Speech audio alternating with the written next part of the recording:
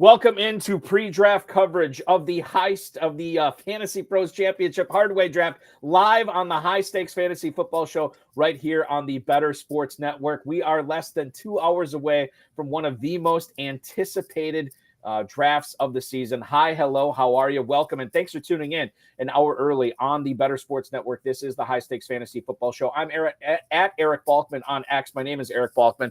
You, of course, know me from the RotoViz High Stakes Slowdown, the High Stakes Fantasy Football Hour, and the Fantasy Football Players Championship. So basically what we're looking at tonight is a draft that has been going on for several years, and it features some of the most talented players in the high stakes industry. We are going to have Abib Agbatoba, a back-to-back overall Football Guys Players Championship drafter tonight.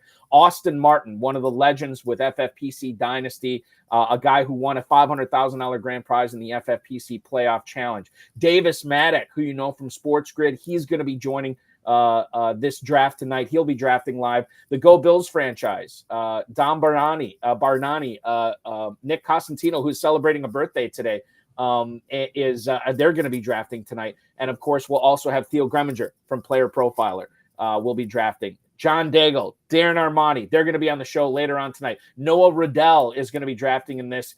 We're also looking at Todd Burrows, who's going to be coming on later. And then Mike Shope and Adam Krautwurst from the Deep End Fantasy Football Podcast, and teaming up with Bradley Stalder from Player Profiler is tonight's first guest on the show tonight. You follow him on the X at Overhyped Sleeper, a guy who has won more FFPC leagues over the years than I care to recognize or count because they are numerous. Dan Williamson from Player Profiler leading things off tonight. Dan, welcome back onto the High Stakes Fantasy Football Show, man. Thanks, Balky. It's a pleasure to be here. Really excited for tonight's draft. I mean, anytime you're going up against a list of people like that, you better bring your A game and you better be fired up and psyched up about it. Yeah, I mean, this is fun, and it's called the hard way because if you want to win $1 million in the Fantasy Pros Championship, this is literally the hardest way to do it, is drafting against these 11 other teams tonight. Dan is kicking off our pregame coverage. Once again, that draft will go live. You can actually watch it right here on the Better Sports Network as Aiden LaCorey and Dave Tripoli from the FFPC will have live pick-by-pick coverage for you this evening. That kicks off at 8 p.m. Eastern time. Coming up on tonight's show, Dan Williamson and I are going to chop it up for the first half hour. Coming up at the bottom of the first hour, John Daigle from Establish the Run is going to join me. He's drafting tonight as well, so we'll talk a little bit about his strategy. And then to kick things off in hour number 2, Darren Armani from Fantasy Mojo, at Fantasy Mojo, the godfather of the Pros vs. Joes Championship. He is going to join us, and then Todd Burrows will wrap things up as we lead into live pick-by-pick coverage. Todd Burrows from Sharp Football Analysis. The Fantasy Pros Championship is obviously live because these guys are drafting for $1 million tonight. You can draft for $1 million too in this same competition, a $1 million grand prize within a $6 million prize pool. MyFFPC.com is where to go for that. The Best Ball Tournament is also popping off there, as well as the Superflex Best Ball Tournament. If you want to join either of those, go to MyFFPC.com or simply scan the QR code that is conveniently placed on the screen by our producer, Matt Deutsch, tonight. $125 will get you in the running for a $300,000 grand prize. Don't forget about the Empire Leagues and the Dynasty Startups, Empire Dynasty Leagues and the Dynasty Startups Leagues that we have over at myffpc.com. Sign up for those with that QR code on the screen. And I also want to mention that the FFPC main event early bird ends at midnight Pacific time tomorrow. What does that mean? Well, if you register your FFPC main event teams by scanning that QR code on the screen right now, you will receive $100 off your first team. Plus, you will be entered in to playing in the FFPC Pros versus Joes Championship. 84 teams will be in that, 42 Joes, 42 Pros, and the winner of each of those 7 leagues will win a free entry into the 2025 FFPC main event, where you will compete for $1 million grand prize for free. You can turn nothing into something there. So register now, myffpc.com, or simply scan the QR code. Dan, refresh my memory. Are you the defending champ, or did you win the Pros versus Joes before? Yes, 2 years ago. 2 years ago, yeah. Yeah, last year I did not. We ran into a little bit of injury problems, and so it just didn't work out. But 2 years ago, yeah, I won the overall out of 72. I'm telling you, this is what makes the hard way great. You get the heaviest of hitters tonight. Dan, let's get into the actual content for the show tonight. And if you want to frame any of these as far as how you think they're going to be drafted in the hard way. I would imagine a lot of these guys are going to be pushed up because people will be trying to get their guys in this draft. Let's talk about the Detroit Lions running back situation. We have seen, we saw last year, obviously, the ascent of Jahmyr Gibbs as a rookie. He was phenomenal. He was awesome. He was everything we thought he would be and much more. Now, that is reflected in the ADP as we go to Fantasy Mojo tonight and we find out where these players are going over the last 5 days in this Fantasy Pros Championship. We discovered that there is a pretty big disparity between Jahmyr Gibbs and David Montgomery. Gibbs is the running back 4. He is a first-round pick going at 110. And then you're looking at David Montgomery at the 703 as running back 23. Now, that is, I mean, you're looking at, what, 5.5, almost 5.5 rounds of difference there. You are going to be picking at the 2 spot tonight. I don't think you'll be taking Gibbs there. You probably want to have a shot at him in the second round. But as far as any other draft goes, who is the best value at cost? Is it Gibbs in the first or is it Montgomery in the seventh? Oh, sorry. Of course, I do not. Right. Silence my phone. That's how it always works. Like right when you're ready to talk, then all of a sudden the phone rings. Happened to me on my earlier show today. It happens. Yeah. So I'm doing my best to provide great radio here. But to answer your question, I'm definitely in on Gibbs at his price because we're looking, I think, at a pretty safe floor along with really nice upside, which is what you want to get in the first round. So liking Gibbs where he's going, not afraid to take him in the back end of the first round. If he drops to the early second round, definitely happy to take him there.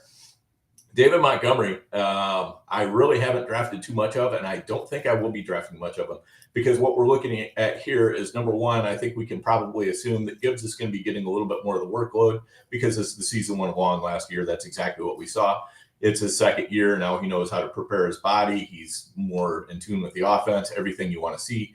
So I see Montgomery's role shrinking rather than growing, though I do still think he's going to have a regular role. I mean, Gibbs is not the kind of guy you want to overuse, but I think Montgomery's probably going to get those more empty touches other than probably some goal line work. But with Gibbs also being good at the goal line, I think that's going to be split. So I think you will ding Gibbs a little bit, but I don't think Montgomery's going to have enough standalone value.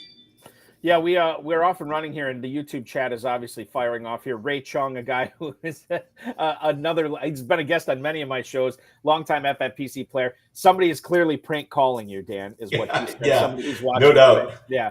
So I'm working on that now. Right. Okay. Excellent. Mile High Luke also says hi. Hello. What's up, Mile High Luke? I appreciate that. And then Dom Gazzetti actually pointing this out too. Dan Williamson again. Weren't you on with Aiden and Turp, drafting with Turp? You were, Dan. You were just on a live stream drafting a team with Turp. Now, was that Fantasy Pros or was that the FFPC Best Ball tournament? No, that was the Best Ball tournament. That was Best Ball. Okay. Yeah, we had a lot of fun with that. I'm sure we'll reprise it at least one more time this year. Really enjoyed drafting with Turp. He's a lot of fun. He is a lot of fun. He'll be covering the draft live, pick by pick, at 8 p.m. Eastern time tonight. Let's talk about the Patriots running back situation. Antonio Gibson, I was just talking with Brandon Murchison from Rotoballer on this show last week, and he was talking about he just cannot quit Antonio Gibson for some reason. But now Gibson goes to New England, where they already have a bona fide, again, a 3-down running back there in Rhamondre Stevenson. He's already demonstrated those skills. This year, as far as the ADP goes, again, pretty big disparity, although these guys are going much lower than the Detroit running backs. You're looking at Stevenson as running back 21 at the end of the 6th round, Antonio Gibson in the mid-12th round as running back 49. Dan, there's going to be people buying the bump on Stevenson this year. However, Gibson does throw a monkey wrench into the plans for Stevenson owners. How big is that monkey wrench going to be? Yeah, that's potentially a pretty big monkey wrench. Originally, I was hoping that what would happen with Stevenson is they would draft a banger, kind of a more 2-down banger, maybe somebody on the goal line, something like that, who would be taking off a lot of those touches from Stevenson so he could operate more in the passing game, and still get some goal line work himself.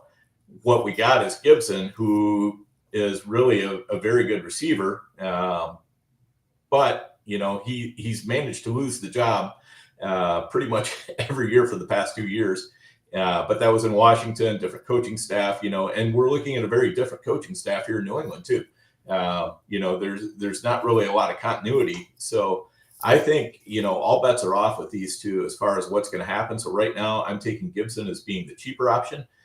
Stevenson, I think there might be a point in the offseason where his price drops, and that's where I'm going to look to pick up those kind of shares. But I think Gibson is probably, for now, the better value until we have a little bit more information. Yeah, I think you're right. I mean, Stevenson is fine, but I feel much more comfortable investing a 12th round pick into that Patriot situation than I would a 6th round pick too. And just to give you an idea of the other running backs, if you're dead set on taking a running back at the end of the 6th round, and you don't want to take Rhamondre Stevenson, Swift is there from Chicago, Zamir White, who we just found out, breaking news, the Chicago Bears are going to be on Hard Knocks coming up in August for the preseason edition. It's going to Giants offseason, Bears preseason, in season. We don't know yet, but that's going to be an interesting situation. And then right around Stevenson, Najee Harris, David Montgomery, and James Conner are also going there as well.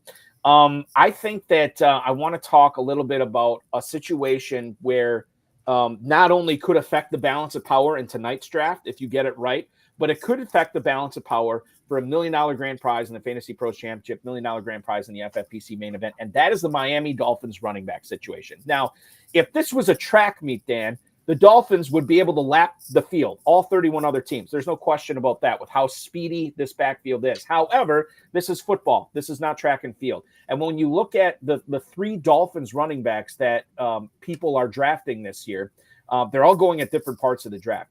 The first one, obviously, is Devon Achane. Achane is being selected first, running back 10. He is going off the board on average at the 304 in the Fantasy Pros Championship.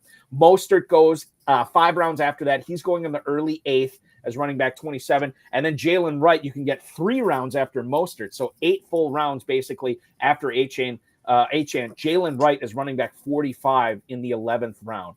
Is there one of those guys at those values that stands out to you more than the other two? Yeah, right now it's definitely going to be the rookie because, we've got Achane who's, about 185, 190 pounds. And he had trouble staying healthy last year. Now, in college, that wasn't so much of a big issue for him. So, I do have hopes that Achane can stay pretty healthy. Then you got Raheem Mostert, who's like 32 years old, and that's pretty tough to expect, Mostert to keep going and going and going. I mean, by the time you hit his age, what I say is 42, 52. I don't know. I think 52. 52, yeah. So betting on Jaylen Wright to, he can gain if either one of these guys goes down. And he is by far the cheapest. He's also the biggest, hopefully the most durable. And he's also very, very fast. So I like where he's sitting because no matter what happens, if Mostert, something happens to him, Achane, something happens to him, boom, Jaylen Wright's right in there. I just love the idea. Like, how much Mike McDaniel values speed. You know that Achane missed games last year because of injury. You mentioned with Mostert, this is a guy who's old and has had issues staying healthy, and he had a career year last year. Beware the career year. We always hear it all the time. Cecil Lamia, football guy, says it all the time, and it's true. And I think high stakes drafters have become sharper over the years. The fact that a guy who scored 20 plus touchdowns last year is going in the 8th round this year, and it's smart. I mean, that is what you should be doing. You shouldn't be overdrafting these guys. But when you talk about Jaylen Wright, going in the 11th round, he's a guy you can keep on your team all year. He's not a roster clogger because you can deploy him if the situation presents itself, and boom, he could win some weeks for you, 1 or 2 weeks. Now, I wouldn't say by himself, but a huge contributor for sure. Let's keep talking about the Dolphins here, Dan. Big news today out of Miami. They signed Jaylen Waddle to the 3-year extension. This is a guy that has scored a ton of touchdowns in the course of his career, despite playing next to Tyreek Hill. Again, another speedy guy that Mike McDaniel finds ways for Tua Tagovailoa to get him the ball.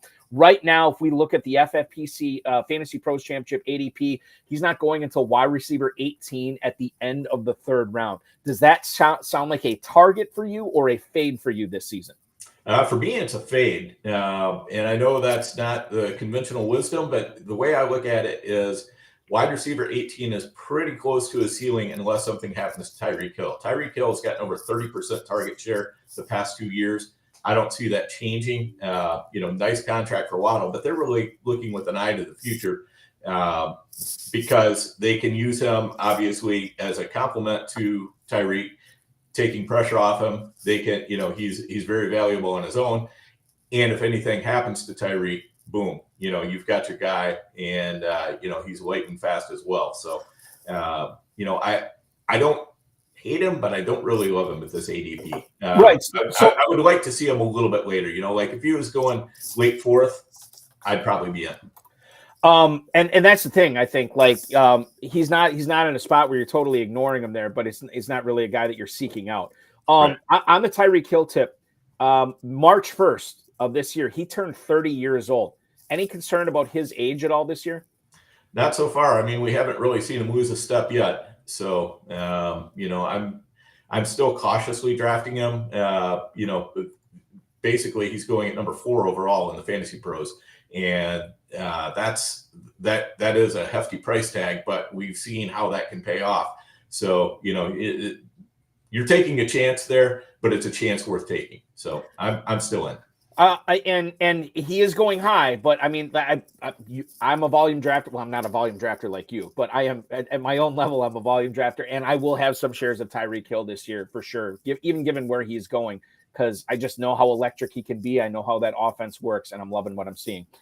Still, for now, we'll see what happens in 2024, and I may reevaluate for 2025. Speaking of 2025, that could be the year that Rashee Rice is finally suspended. We just don't know at this point. He could be suspended this year, might not be suspended at all. Could be suspended in 2025, and it could be a long suspension, short suspension. We don't know.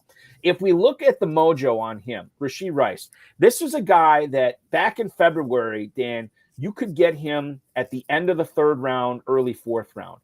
Then the legal issues started piling up. I've seen him go as late as the late 11th round in some Fantasy Pros Championship drafts. He's kind of settled out. I'm just looking at the ADP right now. He's kind of settled out over the last 5 days as as an early 8th round pick, wide receiver 41. He's actually fallen behind both Hollywood Brown and Xavier Worthy right now. Does that represent a value for you, given where people were taking him a couple of months ago and knowing that the suspension may not happen until 2025? How are you handling Rashee Rice in drafts at the moment? Yeah, this is a tricky one because, in essence, it doesn't really matter what was happening a couple months ago because we weren't really doing the Fantasy Pros back then. Mm-hmm. So, it's not something I'm super concerned about. What I'm looking at is, when he was in the 11th round, I would actually probably take some shares at that point. In the 8th round, I'm still pretty dubious because I think that, more bad news is probably going to come down. There's going to be opportunities to catch him, in the 10th, 11th, whatever, and catch some later shares because there's still a lot of uncertainty about what's going on. I think personally that there's a possibility that they might put him on the commissioner's exempt list because this is a situation that just has really bad optics to it. And the NFL typically has stepped in those kind of situations, with Ray Rice, with Adrian Peterson, and, could it happen with Rashee Rice too? So, and, part of my concern with Rice also is you can't really expect him to go right back into what he was doing before, because what he was doing at the end of 2023 was basically there was a breakdown of the entire Chiefs wide receiver room, and he was the only functional piece. And you had, him and Kelsey and the running backs, and that was it. So, there just wasn't a whole lot more to it. So, now this year you're going to have Hollywood Brown, you're going to have Xavier Worthy, you're going to have, still Kelsey and the running backs and everything else. I just don't see how he's going to return value like he did at the end of last season. So if that's what you're thinking about when you're drafting Rashee Rice, I think you're doing it the wrong way. You look at it too, where he's going in drafts. If you don't want to take Rashee Rice, you can get, these are all players on average going after him: Christian Watson, DeAndre Hopkins, Jordan Addison, Rome Odunze, Jackson Smith, and Jigba. I think you could tell yourself a pretty good story about any of those players being better than Rice this season. He may even fall further, especially as you said, Dan, if more news comes out. Probably not going to be good news, could be bad news, and he might still be a guy you want to stay away from. Even as low as he is right now, given where he was going before, you probably still want to stay away. Harry Snowman is in the YouTube chat right now. He has a question for you, Dan. How do you feel about Cody Parkinson moving to the Rams? Thanks for the hard work. That is Eric on YouTube. So we really appreciate that question coming in. Now, I think The Colby Parkinson thing is interesting because Tyler Higbee tore his ACL this year. Technically, it was in January, right? And he might miss most of the season, if not all. Like, we'll see. And it's not like the Rams went out and drafted Jatavian Sanders, who we're going to talk about in a second, or Brock Bowers, or sign a big name tight end. Like, they don't have a ton there right now. Colby Parkinson, if you look at his ADP right now in the Fantasy Pros Championship, I mean, it's almost non-existent. Tight end 40 in the 20th round. He's basically free. How do you feel about Parkinson, Dan? I mean, he's interesting. Somebody in that, on that team, one of the tight ends is going to do something, I think. But right now, we don't really know who it is. They've got, I'm blanking on his name, the guy who was there last year, Allen, last name. I'm looking it up right now, but I remember who you're talking about. It is Davis Allen. Davis Allen. So Davis Allen has already been in this offense. Colby Parkinson coming in new. It's hard to know what to think of Parkinson because he was stuck in that three-way tight end nightmare in Seattle. So, it's hard to tell really what he's capable of. So this is a situation where, the price is very cheap. So at the end of drafts, you can take some Davis Allen, you can take some Cody Parkinson. There's a few other guys on other teams, and you could just rotate around between these guys because probably one of them will have some value. We're not sure who yet, so you might as well just spread it out a little bit. Is that typically how you handle your tight ends at the back end of draft, Dan? You're just going to splash around with several names, and if one of them hits, then that team's looking really good, but you don't focus in on one or two guys? Yeah, that's pretty much what I do. I'm always looking at guys where I feel like the path to touches is there for them. I'm not just kind of blindly selecting, of course. Like Noah Fant for quite some time was going pretty late. Now he's starting to creep up draft boards, and you're starting to have to pick him in the, like 13th, 14th, 15th round. Right. And, so he's definitely moved up. He was my guy that I was it was like an auto click for me in the 18th, 19th, 20th round before. Can't do that anymore. So yeah, I'm starting to focus on, guys like the Rams tight ends, the Chargers tight ends, I think are also interesting. So you've got Hayden Hurst, Will Dissly. I think Disley's going to be the blocker, but they're going to use that blocking tight end a lot, which means he's probably going to leak out for some passes from time to time. And then Hurst is probably going to be the main pass catcher. So it'll be interesting to see. I think probably whichever one of them gets a better goal line role is probably the one you're going to end up wanting. And the Rams offense was great last year, right? We talk about Nakua and even Kupp when he was healthy, obviously Kyron Williams. That offense was phenomenal. If you're going to take the opposite of that offense, and maybe to another degree, the opposite of that offense on steroids, it was Carolina. It was not good. It was really bad last year. And I think that Dan Morgan, who's the new GM there, realized that, look, I have this number one overall pick in Bryce Young. I've got to get him some help and not put him in a situation where you have the corpse of Adam Thielen, something named Jonathan Mingo on this team. Like, it's got to be more. So what did he do? Went out and drafted Jonathan Brooks as the first running back off the board. Now, I don't know if that pays off in 2024. It might not. But once he's fully recovered from that ACL, you got an electric running back.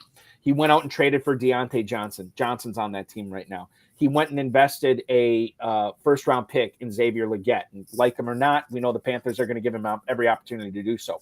He also drafted Jatavian Sanders, a tight end out of Texas. Jatavian Sanders is tight end 30 right now at the 1808 on average. Again, a tight end that's super cheap. What kind of a rookie season do you think he has in Carolina? Bearing in mind, there's more talent there than there was last year, Dan, but there's also more of an opportunity that this offense could be a lot better.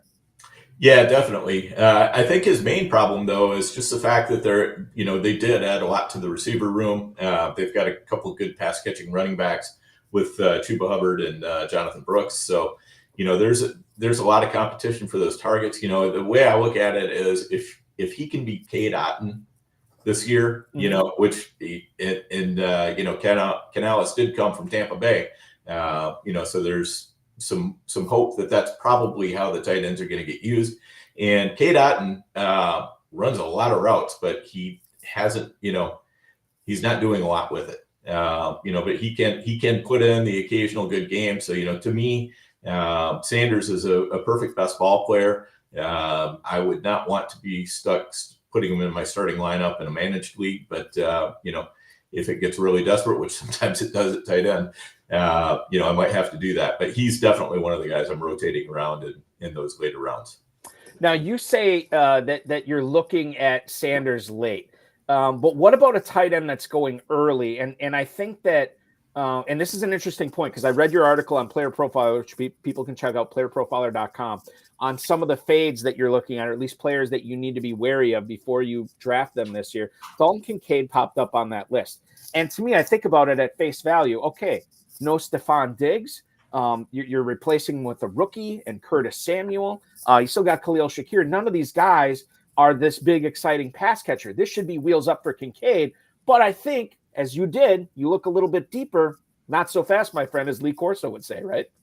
Yeah, exactly. Because, basically they lost a lot of the targets they lost were from the outside, receivers. So that's going to be what they're looking to replace mostly. So I'm not sure that there's a path for Kincaid to get a ton more targets, and especially if Dawson Knox is healthy. And I understand they're going to use Kincaid in the slot a lot, but they're also going to want to use Curtis Samuel, Khalil Shakir, guys like that in the slot as well. And they are good football players as well. So, my concern with Kincaid is not that he can't pay off his ADP. I think he definitely can, but you're drafting him right at his ceiling. I would rather have Evan Ingram a couple rounds later, Kyle Pitts a couple rounds later. These are guys, that you can get for less draft capital and still have the exact same payoff that Kincaid would have. So that's the way I've been playing. Do you think the ADP is right? And GDLT is in the chat right now. He wants to know Cooper Kupp or Ladd McConkey. Cooper Kupp is a mid-4th round pick. Ladd McConkey is not going until the end of the 7th. You're in on, if you could only have one, you're still taking Kupp over McConkey, right? Yeah, probably so. I mean, that's a very weird dichotomy to put out there. Right, exactly. Because you in the draft, you could have both easily if you wanted them. Yeah, I definitely do not see it as either or. So both of you want, but I'm not really shying away too much from either one. I think both of them are worth being around even weight on. You cautioned us on Dalton Kincaid. Do we also need to exercise caution on one CJ Stroud this year, Dan? I'm definitely exercising some caution. I mean, not that Stroud is a bad player or anything like that. Stroud is excellent. If you're doing a Texan stack, which, there is definitely worth doing from time to time, yeah, you definitely want Stroud. But other than that, I mean, you're really looking at a guy who's primarily a passer. He's not a runner, and you take a guy like Dak Prescott is kind of my comp for him. And even last year, Dak threw for 4,500 yards, 36 touchdowns, and he had a similar rushing output to Stroud. Prescott only averaged 23.2 points per game, and Stroud got 21.5 points per game. So this is what I'm kind of looking at as the ceiling. He can still only get up to 23.2, and where you've got to take him in the draft, you're going up against these dual threat quarterbacks who are putting in a lot of rushing yards and also rushing scores potentially as well. So, I think you can take Kyler Murray, Jordan Love, Dak Prescott, Brock Purdy, even Kirk Cousins, to name a few, and they will score pretty similarly to Stroud, and they will be multiple rounds cheaper. So unless you're doing that Texan stack, grab one of the cheaper options. You don't have to pay for the designer label. Former co-host of this show and current host of Stack Hunters, Bradley Stalder, will be drafting with you tonight. Are you a co-host of that show too, Dan, or do you just pop on every so often? I am a very regular feature on that show. I was confused. I didn't know. I am the default. I'm his default partner, except when I am out of town, which seems to happen a little bit more frequently these days. So, but I'm there probably about 3 out of every 4 weeks, something like that. So, all right. So. Yeah. So Stack Hunters, by the way, check that out on YouTube and the Player Profiler YouTube channel. Check out everything Dan's doing over at playerprofiler.com at Overhyped Sleeper. Last question out the door on this. You guys are picking second tonight. Abib Agbutoba is going to be drafting ahead of you. Do you expect him to throw a curveball here? Who are the top 2 players for you tonight that you're getting one of them? I am totally ready for him to throw a curveball, and I'm gonna definitely recommend that Bradley and I draft one of the top 12 players. Okay. Listen, hard-hitting analysis, people. You're not going to get that anywhere else. I can't give it away. I mean, because I don't want to give anybody, an edge on strategy of being able to say, well, they're taking one of these two guys, and so don't want to say too much beforehand. But yeah, we have an idea, we have a game plan put together, and this is one of those drafts where you're not going to get really value falling. If you have sleepers, you better grab them, because the odds are that one of these other 11 guys also has that same guy as a sleeper.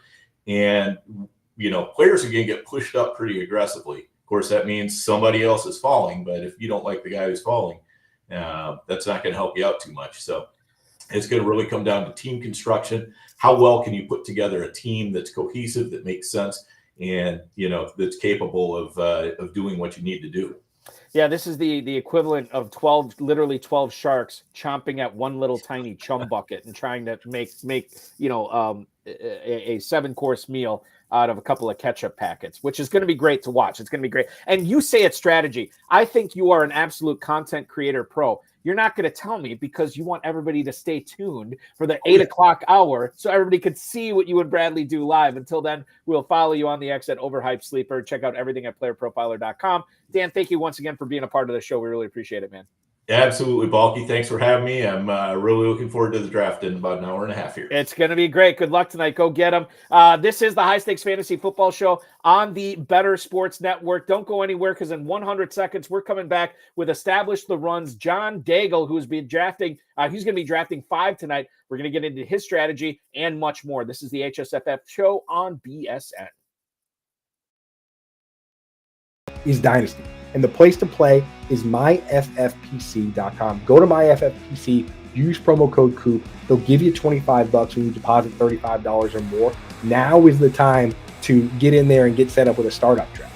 Now is the time, now that the rookies and everyone are set, because you can go in and you can start the draft, and you draft your Justin Jeffersons and Jamar Chases. And now that we know where the rookies are and where they're landing, you get going on that. So you want to try and set a startup draft for this week coming up if you're not involved yet. So go get involved. Use the QR code here, or use the promo code that's in the link in the description here, and get yourself going on Dynasty so you can really enjoy these players and draft the players you believe in. If you like Michael Penix Jr., you got to play Dynasty, because you got to wait for him, but the payoff is big. And same with like Pearsall and Jackson Smith and Jigba and all these guys. Get in and do that. And I'll tell you what, the orphan leagues over there that we've been talking about, those all got bought up. They're actually all sold. People from this show I know took over a bunch of them. So right now, startups is the way to go. That's the way to rock and roll. It is startup season. Startup season and rookie draft season. That's what's up. Get set up at myffpc.com. Use promo code COOP. They'll give you $25 when you deposit $35 or more and give you a leg up. No dealing with chasing around your friends and making them pay dues and having your buddy be like, oh, dude, I got to quit the league because I got a dog and I can't pay attention no more and I don't want to do trades. Forget all that. You can play online, MyFFPC, high stakes, low stakes, whatever you want to do with experts. And if somebody leaves the league, it goes in that orphan pool and somebody picks it up. The league has never been disbanded on FFPC.com. That's directly from Eric Balkman over there, has told me that. So that's what's up. Get set up.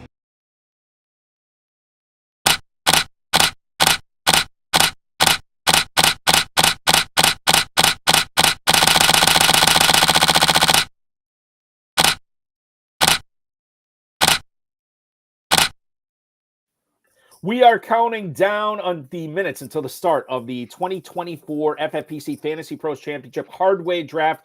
We're looking at about 1 hour and 25 minutes till these 12 Sharks go at it and see what happens coming up on tonight's draft, which is going to be fantastic. You can watch it right here on the Better Sports Network starting at 8 o'clock. But until then, let's get to some more pregame, shall we? I want to welcome in a guy you have seen co-host this show before, a guy who is an Emmy Award winner, a guy who is an FSWA Award winner, and a guy who is now with Established Run. You follow him on the X at @NotJDaigle. It is indeed John Daigle hanging out with us tonight. John, welcome back in, man.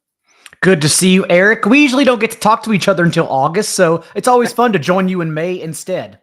This is a lot of fun. And now when did you become a part of Establish the Run? This is pretty new, isn't it? Well, it felt like it was a long time, but officially I think it's now been 3 months, right?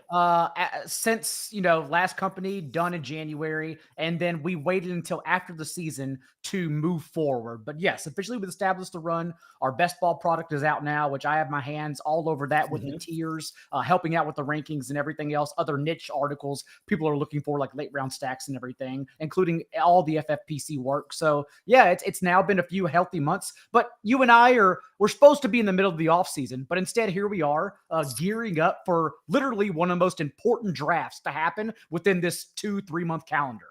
Yeah, this is fun because I think that once you guys come out of this draft tonight and you start drafting against, other people who maybe aren't as informed, maybe not as experienced, it's going to feel, what's the line from Damon, not from Matt Damon, from Grandma and Rounders, where he says, this is going to feel like a Swedish massage. It's going to feel like a Swedish massage when you get out of this draft, because you won't have to deal with all this nonsense anymore of all these sharks coming at you. So let's kick things off right away. And I'm going to give you a multiple choice question.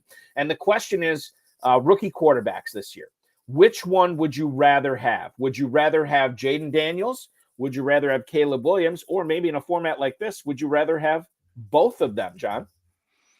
For me, it's still Jayden Daniels, and I'm slightly confused about his ADP just because we did this recently last year with Anthony Richardson.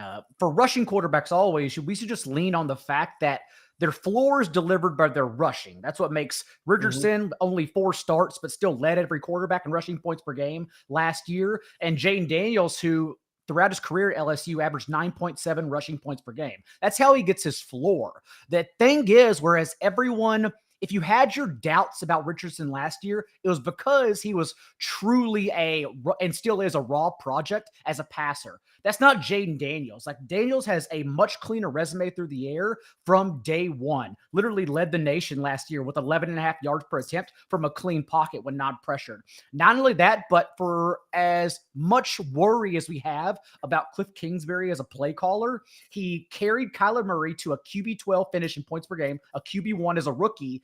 And as I wrote in our tiers at Establish the Run, he led the league as a coach in the Cardinals against light boxes. His offenses faced light boxes at the highest rate in the league, 40% for those 4 seasons, because he runs this spread scheme and attacks horizontally, as Sharp Football's Rich Rebar honed it, the horizontal raid rather than the vertical raid. But that's good for rushing quarterbacks. And also, like, one caveat to that should help out our fantasy situation is to remember that Dan Quinn is a lot like Norv Turner, Freddie Kitchens, Adam Gase, all these coaches who are very good at one thing, but historically when they took on too much as a head coach, they failed at their job entirely. And in 5 years in Atlanta, Dan Quinn's defenses never ranked top 16 in EPA per play. He was a terrible defensive play caller while as a head coach because he took on too much. So I really think we have the perfect cocktail for Jayden Daniels to get there as the QB 8 through 10 if all goes well. So I'm still very, very high on him.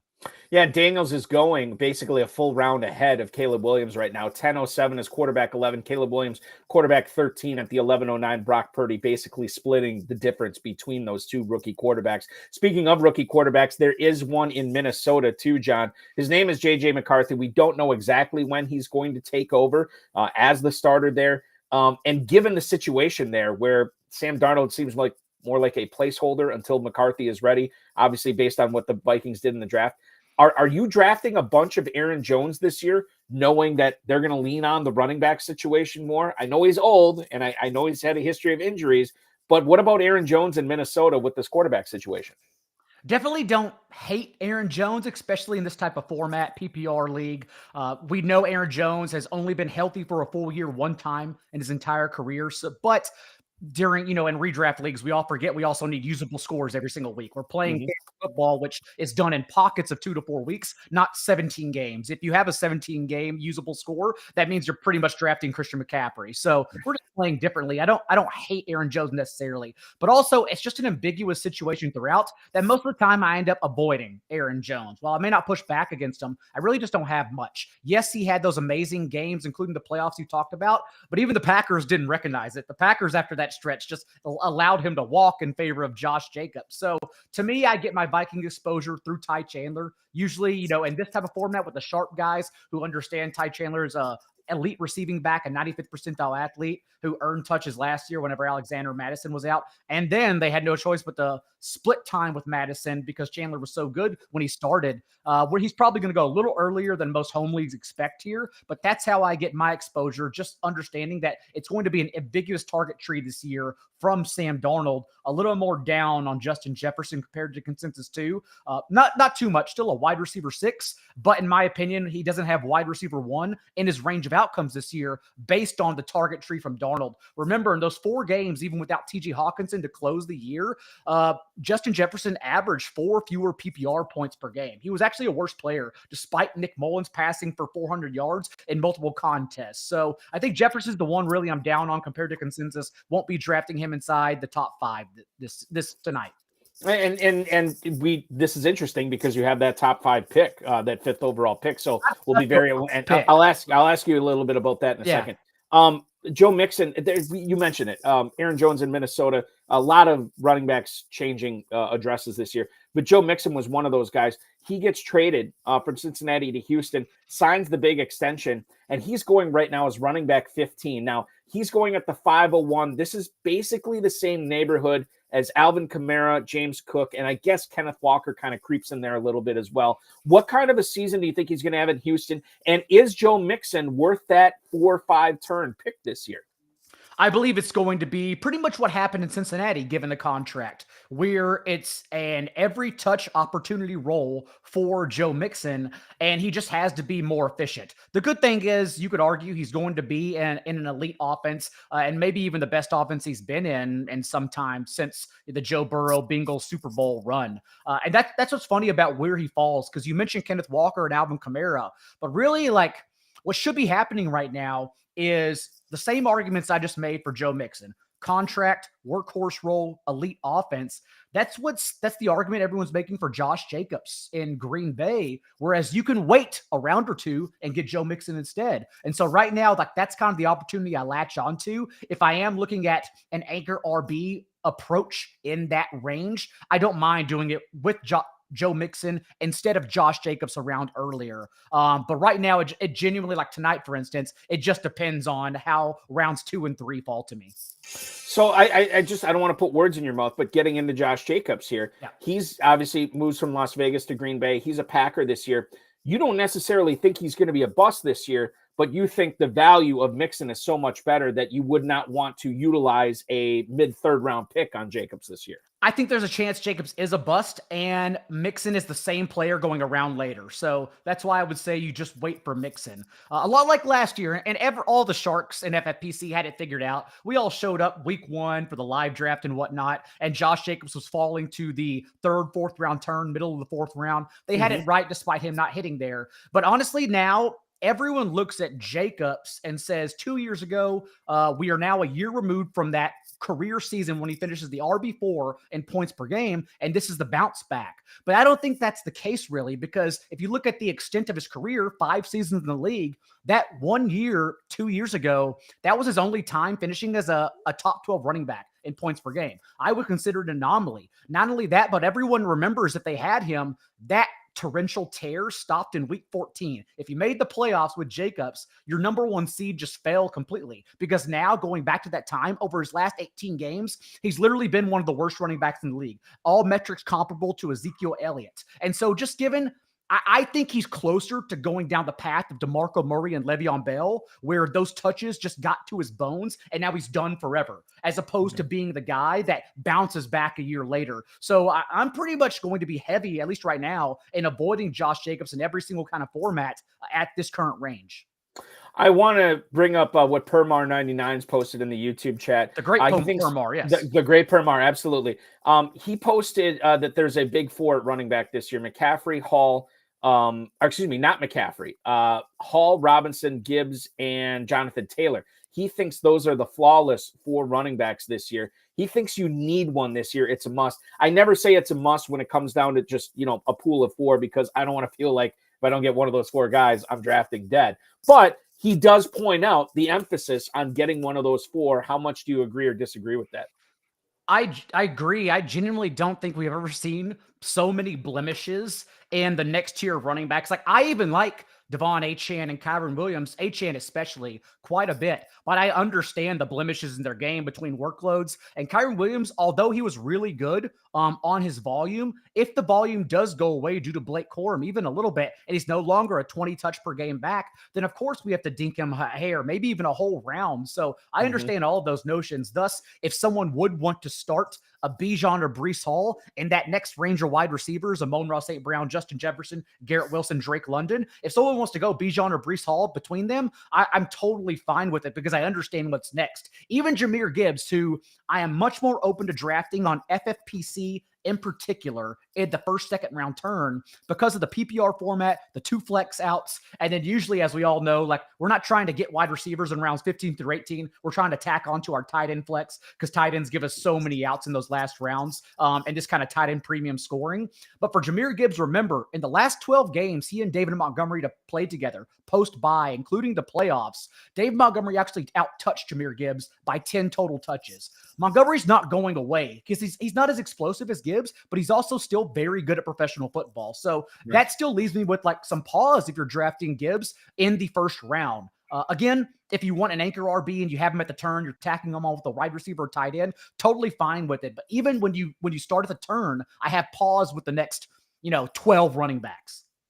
I want to. You mentioned Kyron Williams, and I do want to ask you about him because I know there's people that I wouldn't say freaking out, but they definitely were concerned after the Rams utilized that day 2 pick on Blake Corum. And if you look at the ADP in the FFPC, the Fantasy Pros Championship right now, Kyron Williams, running back 7 at the 209.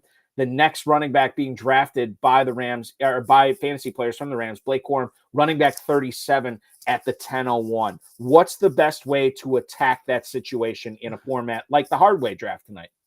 And it's usually, the golden rule of what we do in fantasy football is that if you're boasting a guy up just for the touches, it's probably not something we should be doing. Right. Again, Kyron Williams was really good on those touches, but the addition of Blake Corum is certainly concerning. I will say they at least contributed to their offense, like perhaps even wanting to go run heavier. Cooper Kupp, for a question earlier from the chat, Cooper Kupp is still the light years better pick than Ladd McConkey. Remember, Cooper Kupp was still the wide receiver 24 in points per game in PPR last year. Like, if Cooper Kupp does the same thing, you're going to want Cooper Kupp over Ladd McConkey. It's okay that Cooper Kupp is not a top 5 receiver anymore, but still going in this range where he pays off his ADP. Completely okay. But they devoted so much capital to their offensive line and rebuilding that structure that I do wonder if this new blueprint under Sean McVay, still a lot of 3 wide sets, but running more from it too. So although I still like Kyron Williams, again, I understand anyone who would say he's going to lose touches. I completely get it, which is why I still think if I'm doing an anchor hero RB approach, round 3, completely fine. A lot of times Kyron Williams, though, may not make it to the end of round 3. He won't. I mean, like, and that's the thing as we move forward in drafting season too. Rams, fascinating team to watch. I mean, we talked a little bit about Nacua. You just mentioned Kupp. We just talked about Williams and Corum. But what about Demarcus Robinson? How many shares do you think you're going to have of him this year in your best ball? Well, just entirely your managed leagues, your best ball leagues as well. Out of who? Demarcus Robinson.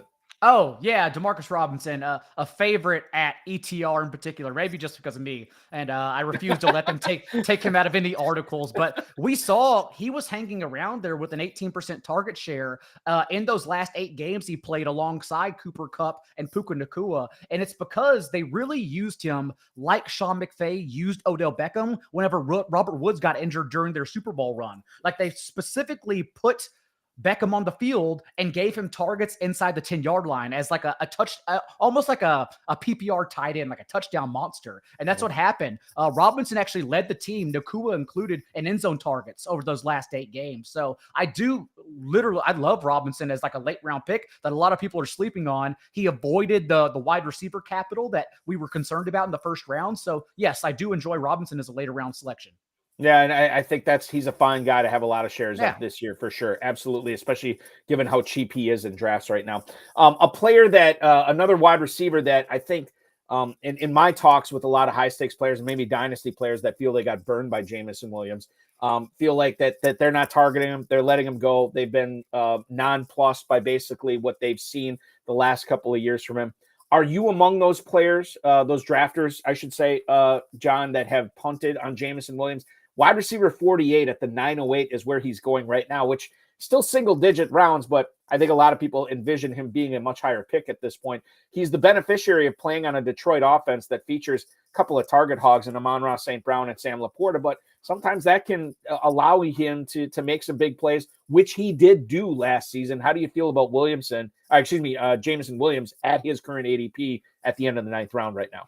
We still just don't know who he is. Like double-digit rookies, I believe it was 11 rookies ran more routes than him just last year, as opposed to Jameson Williams for his entire career, just because he's been battling with injuries and other items these first 2 years. I will say the Lions have a great run out if you are a schedule bro, because they only play 3 games outdoors all year. Yes, 2 games outdoors comes in the fantasy playoffs in week 16 and 17. That's certainly concerning. Otherwise, though, Jared Goff in the passing game seems like they can carry you through the regular season. My only issue with Jameson Williams, as we continue to say, like, if we're drafting this player early, why can't we just arbitrage him later? My only issue with JMO is that, like, Rashee Shaheed is who everyone wants Jameson Williams to be. Rashee Shaheed has been good on a limited basis and now presumably walks into 2 wide receiver sets without Michael Thomas. And so in like later on or around the same range, like I actually prefer Rashee Shaheed to JMO. So it's not really a situation of me being down on JMO. It's more about, I think I can find his production elsewhere later on.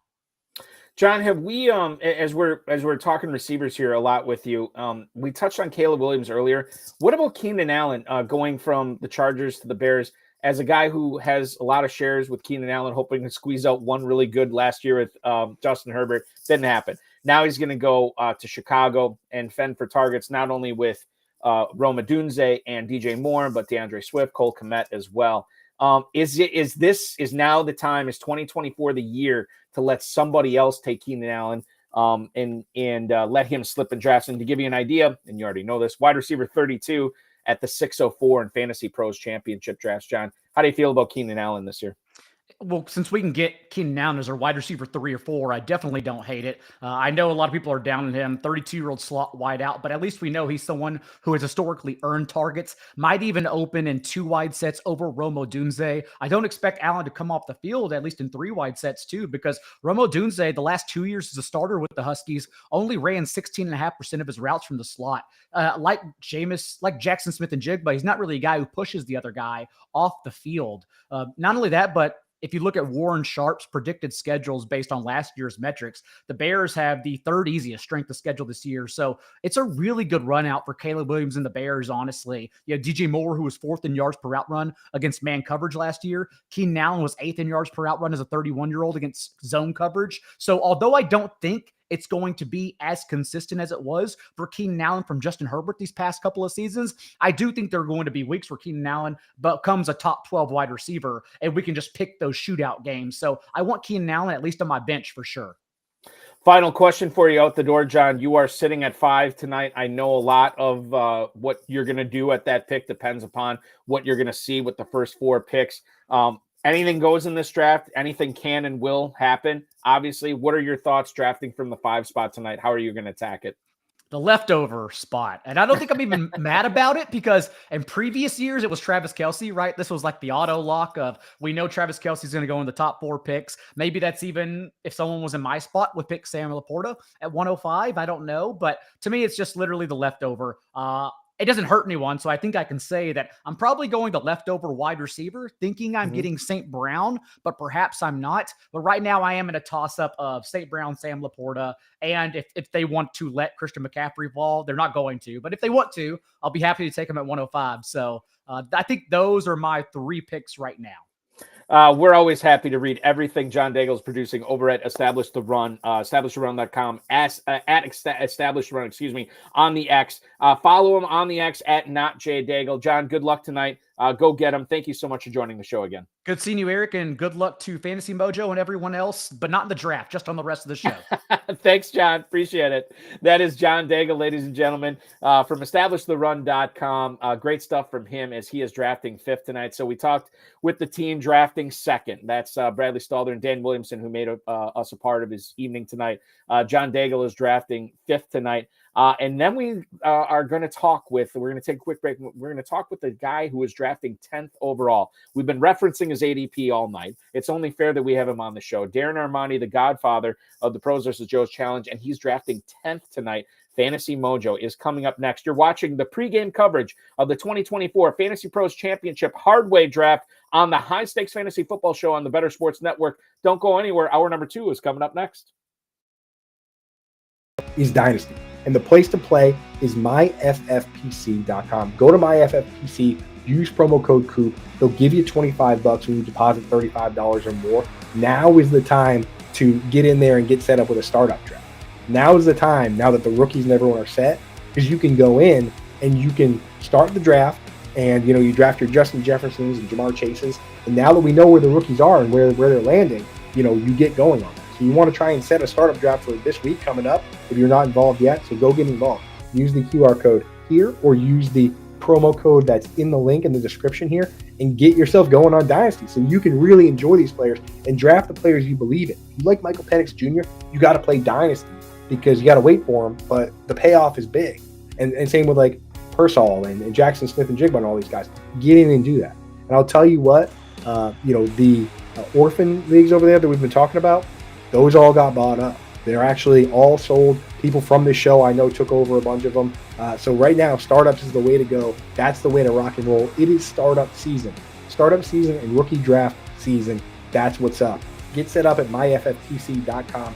Use promo code COOP. They'll give you $25 when you deposit $35 or more and give you a leg up. No dealing with chasing around your friends and making them pay dues and having your buddy be like, oh, dude, I got to quit the league because I got a dog and I can't pay attention no more and I don't want to do trades. Forget all that. You can play online, MyFFPC, high stakes, low stakes, whatever you want to do with experts. And if somebody leaves the league, it goes in that orphan pool and somebody picks it up. The league has never been disbanded on FFPC.com. That's directly from Eric Balkman over there. Has told me that. So.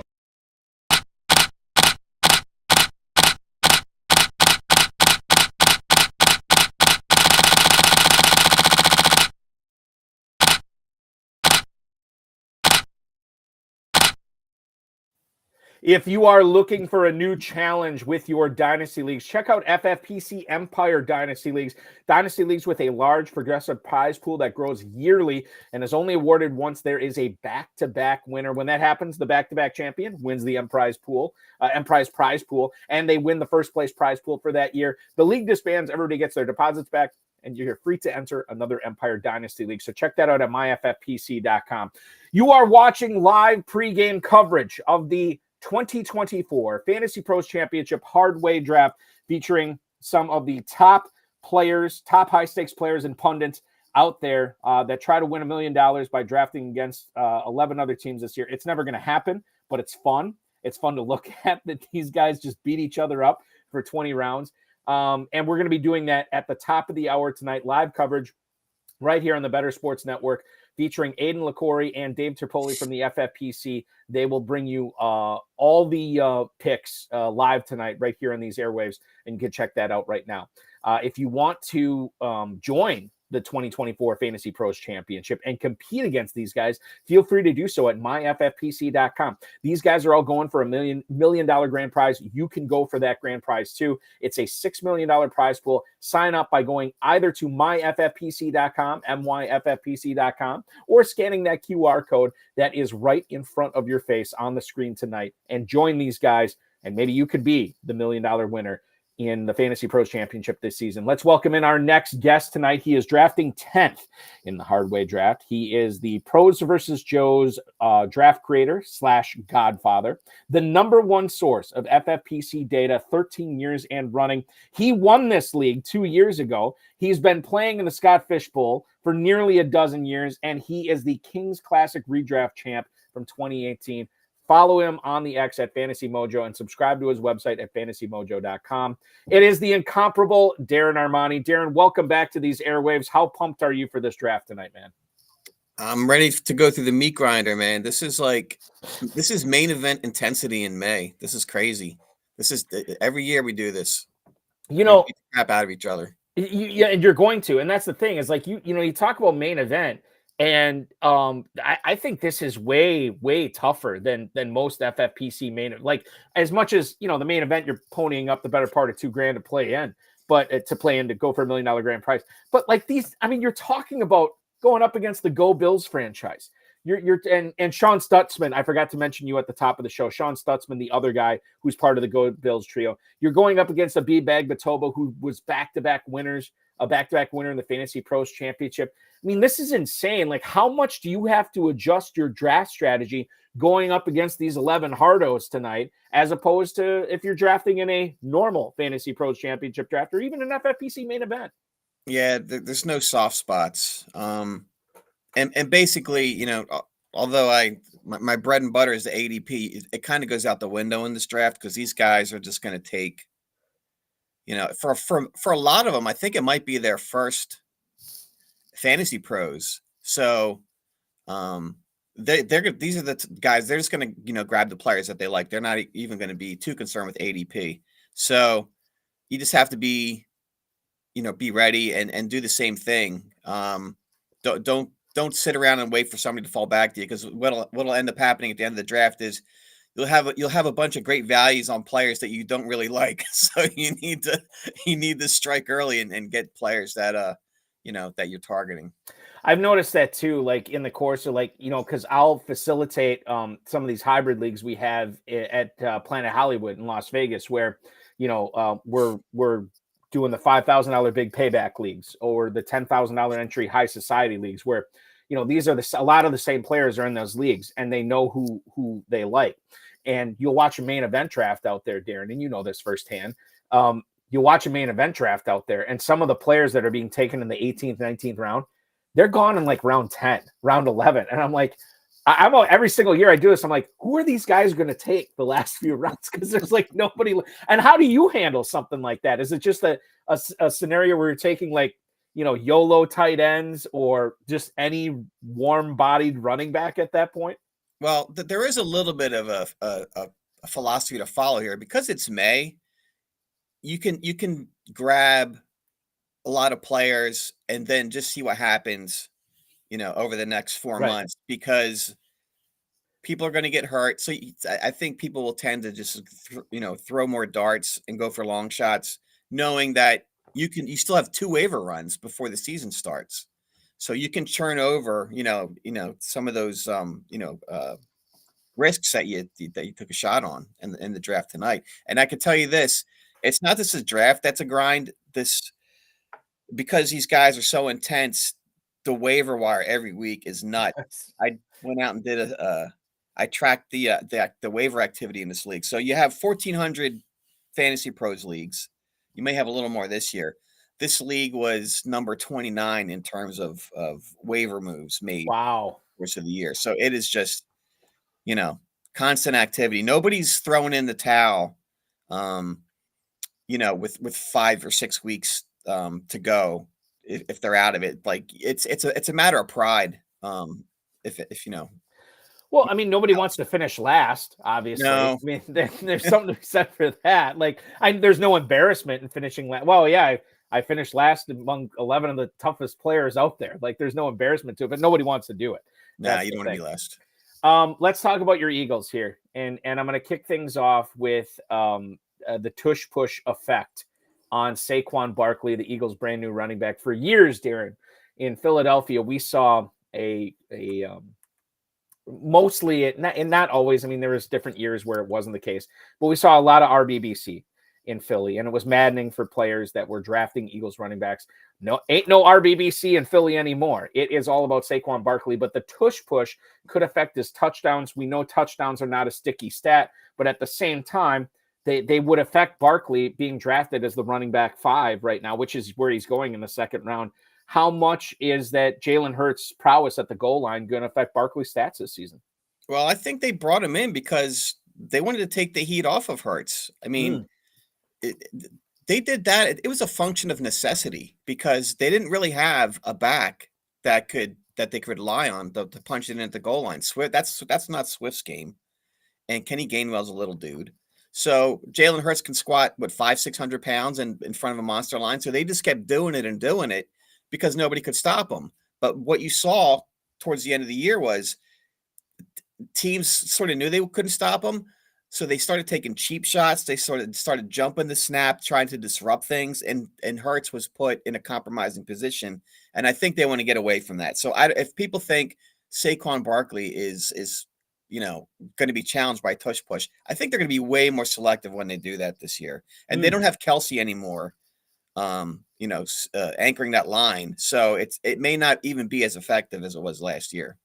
That's a good point. Like that, and that's the pro Barkley view. And if we look at your website, FantasyMojo.com, if we look at where Barkley is going, I think I mentioned it earlier. He is running back 5 at the 112. That's a price point that you'd be on board with, right? Yeah, I've taken him in a few leagues. In some of the best ball tournaments, I've taken him between 110, 112. I've been living in that back end of the draft this year so far. So I'm pretty comfortable drafting out of the 10 spot. I'm not comfortable with who's drafting at 11 and 12, but as far as the 10 spot goes, I'm pretty got a lot of drafts under my belt for that. So and you're talking about the 11 and 12 spot tonight, right? Mm-hmm. Yeah. So you got Davis Maddox at 11. Yep. And then you get Hubbard and Hilo at 12.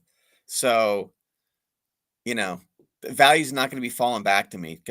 Those guys, Hubbard's a cowboy. He's going to take, he knows what he wants and he's just going to grab it. He's one of those guys who's not going to care too much about ADP. So I'm going to be very proactive, I think.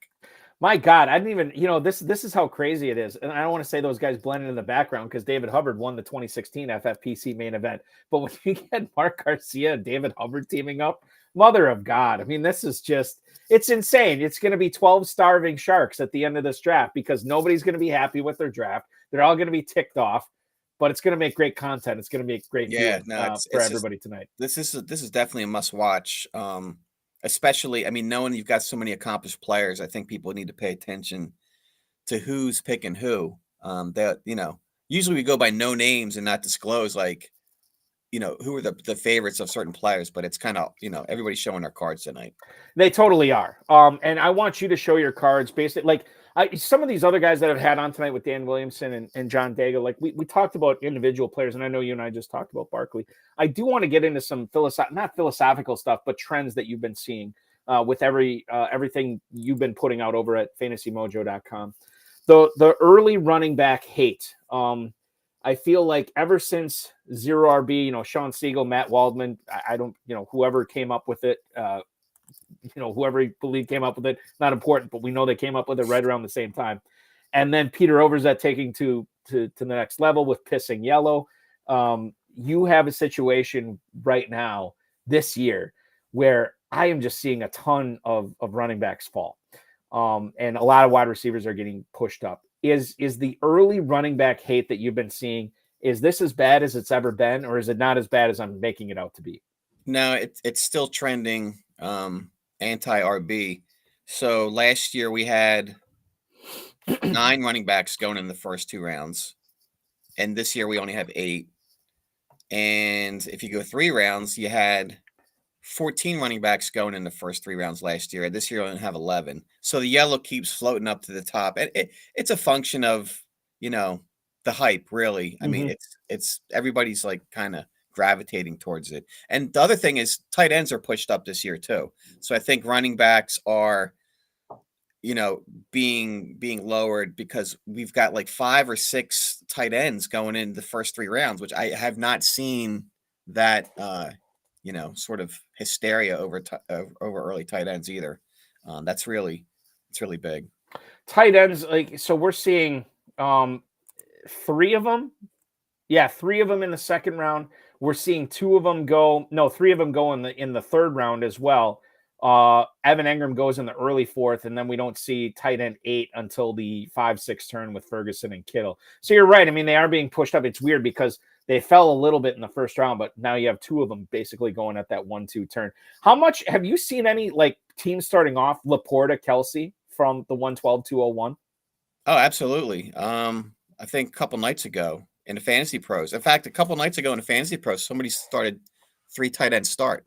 And I tend to see the dual tight ends often at the 12 spot, Laporta, Kelsey. And then, if between 1 and 5, a lot of times you'll see like a Kincaid doubling up with a McBride. So people aren't shy of grabbing 2 elite tight ends. Because, once you that elite tier, then it kind of like there's a little bit of soft spot, and then it picks up again. In rounds 8 and above, people start hitting the tight ends again. So if you want elite tight end, there's a lot of competition for them. But like you said, this is all at the expense of running backs, because the bulk of running backs are being, round 7 to 12. That seems to be the sweet spot for grabbing RBs, because so many people are fading the RBs. Now, they're good running backs. Mm-hmm. They're going to be startable running backs. They're just falling at the expense of wide receivers and tight ends, and quarterbacks are falling a little bit this year too. You don't see as many going in the early rounds as you have previously.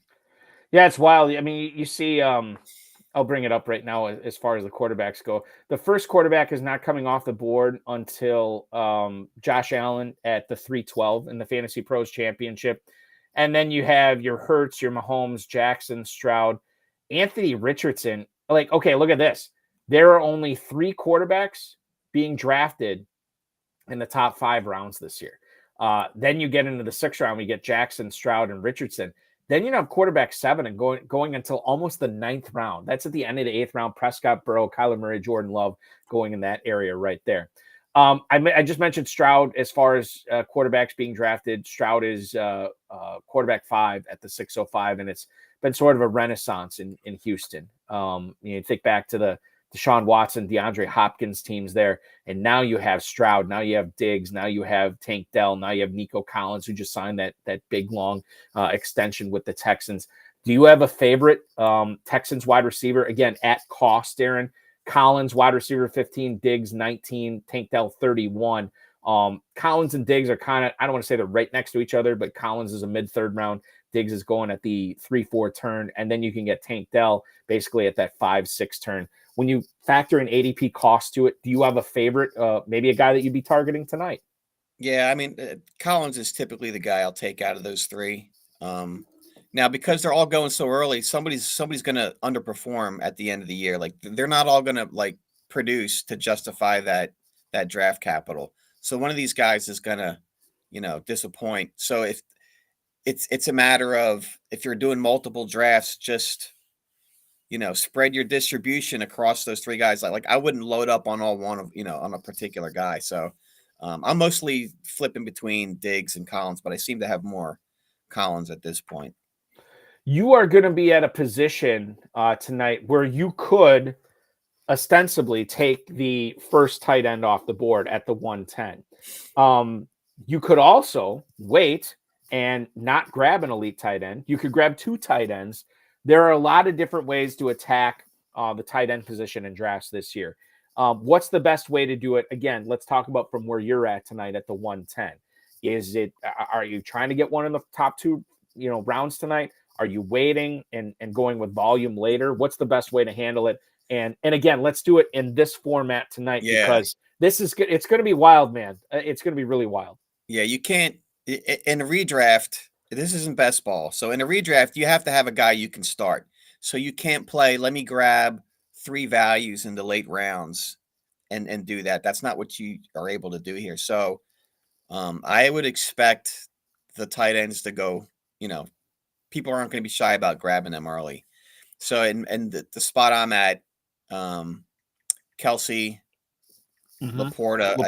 I'll probably be in a position to get one of those if I want one. It depends. Like these guys are such wild cards in what they're going to do. I can't really. This isn't a draft I can script out. Right. I have to have some pivots in mind. But historically, like last year, I had a ton of Kelsey, and I did the Mahomes Kelsey stack, and it didn't really hurt me. It didn't the win rate on that wasn't like it was the year before. It was ridiculous. It was like 65% of the teams that did the Kelsey Mahomes stack, advanced to the championship round. That's how awesome it was. Last year, it was basically average because you paid so much for that stack, and everybody was doing it. So we'll see what happens. Yeah, I don't want to tip my hand too much, but we'll see what comes flying around that 1-2 turn and see what I have to do there. I am on the stack finder right now at fantasymojo.com, and I'm trying to find out, and I probably won't be able to get it done. And I should have done this before the show, but I didn't. I'm trying to find out the Patrick Mahomes, Travis Kelce stack, which was super popular the last several years, to the point where I think some people thought they couldn't win anything, especially the $1 million grand prize, unless they had the Mahomes Kelce stack. I thought I saw you post on X that, Lamar Jackson and Mark Andrews is gaining a lot of steam. Is Jackson Andrews the new Mahomes Kelce stack? It's not as outrageous as Kelsey Mahomes was. So I have the top 10 stacks. I did it because the volume's heavier in best ball. I pulled them from the best ball tourney. So Lamar Andrews is number one. 42% of the leagues have that stack. So that's pretty heavy. It was higher. It was over 50%, I think, a week ago. So people maybe have slowed down on that. Jalen Hurts, AJ Brown is 2 at 37%. Then you got Burrow Chase at 34, and then Mahomes Hollywood Brown is number 4. So people still like Mahomes, but Mahomes Kelsey's there. That's number 6 at 29%. So interestingly, Jaden Daniels, Terry McLaurin is the number 5 stack. Wow. Yeah. And that's under the radar. Well, and here's the thing, like when you look at the ADP for Daniels and McLaurin, of the ones we talked about, that might be one of the easier ones to have, right? Because you can do that any draft you want. Right, exactly. And that could pay off in spades too, if you want to do that. We'll get into Ben Sinnott in a little bit when we talk about Commanders, but I want to keep it on tight ends here and talk about Kyle Pitts, because this is a guy, I think Theo Greminger was just talking about this the other day. If you look back at Kyle Pitts' career being drafted in the FFPC, he's never been able to pay off his ADP because he was so high his rookie year, because people were like, this guy's going to revolutionize the position. He's going to be an unbelievable player.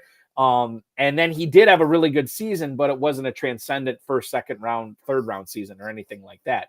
And then, injuries and Arthur Smith and other things have gotten in his way. But Kyle Pitts right now is on a nice little bounce back. He is being drafted as tight end 6. Now Arthur Smith free. He gets Kirk Cousins throwing to him. And oh, by the way, Kirk Cousins threw a ton to TJ Hawkinson in Minnesota. Pitts tight end 6 at 312. Now, is that too high? Would you not be comfortable drafting him? You might have the opportunity to draft Pitts at the end of the 3rd round tonight, Darren. But I don't know if you're on board with that ADP right now. Well, people have always been looking for a reason every year. It's like to draft Pitts. Like they're looking for justification, and he's never paid off. This might be the year that he actually delivers on that ADP. Now, would I draft him? What do we got? 5 other guys in front of him that are also similarly priced. If you're going elite tight end, I probably would still want to have Andrews, Kelsey, or Laporta. If I'm going to invest in an early pick, because where Pitts goes, I can get a pretty awesome receiver there as well.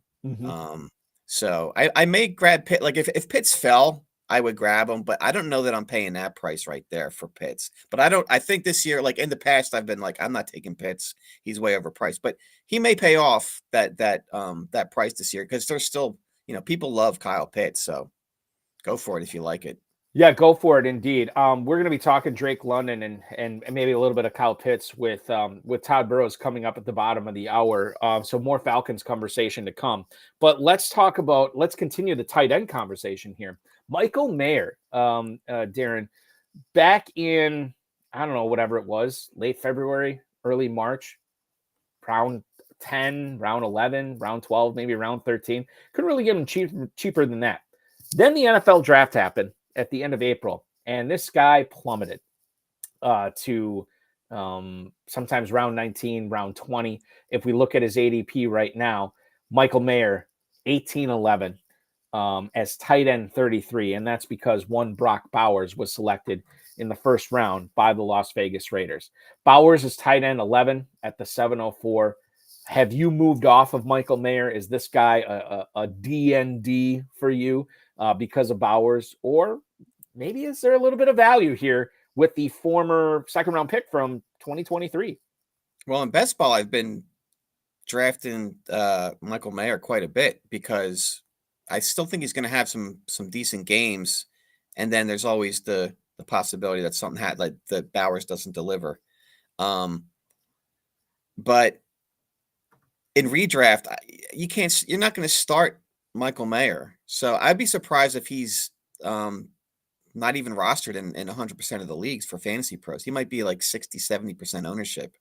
Because it's as long as Bowers is in front of him, you're not going to be able to start that guy.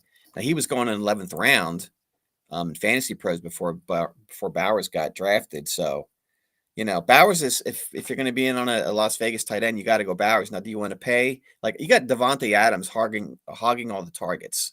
Yeah. And Jacoby Myers, he's going to get his too. So, I think Bowers is maybe a play for, if you take him, you're hoping for that second half burst. Maybe something maybe there. I don't know that he's going to get off to such a fast start.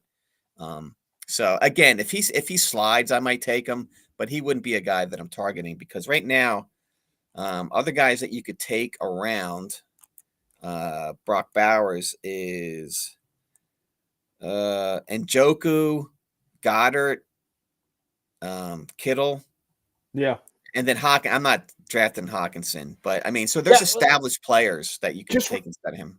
Just real quick on Hawkinson. When does he come? Like, okay, so when he got hurt late last season, I'm like, God, he's off my draft board. I'm like, I hate that term, but I just felt like somebody else is going to take him before me next year.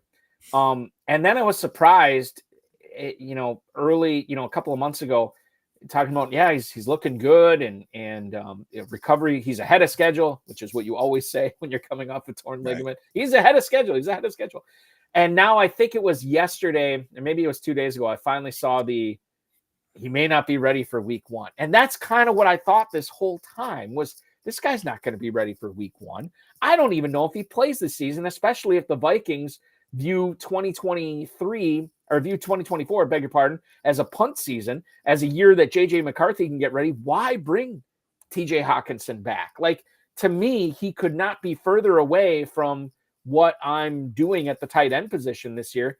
It sounds kind of like you're not interested in being in business with this player this year either.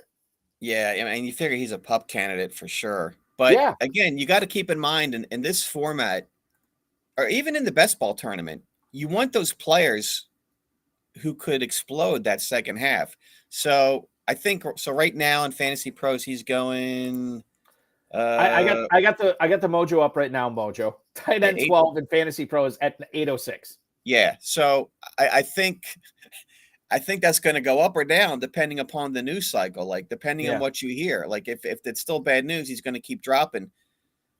But people are out there still. They're willing to take shots on. Like Nick Chubb is the same thing. Like right now, people are willing to roster him. And if suddenly like he comes back early, well, then you got a great deal. So people are drafting multiple teams. They're spreading their exposures out. They're trying to get a lot of different players and play those different scenarios because he might be a guy that you want.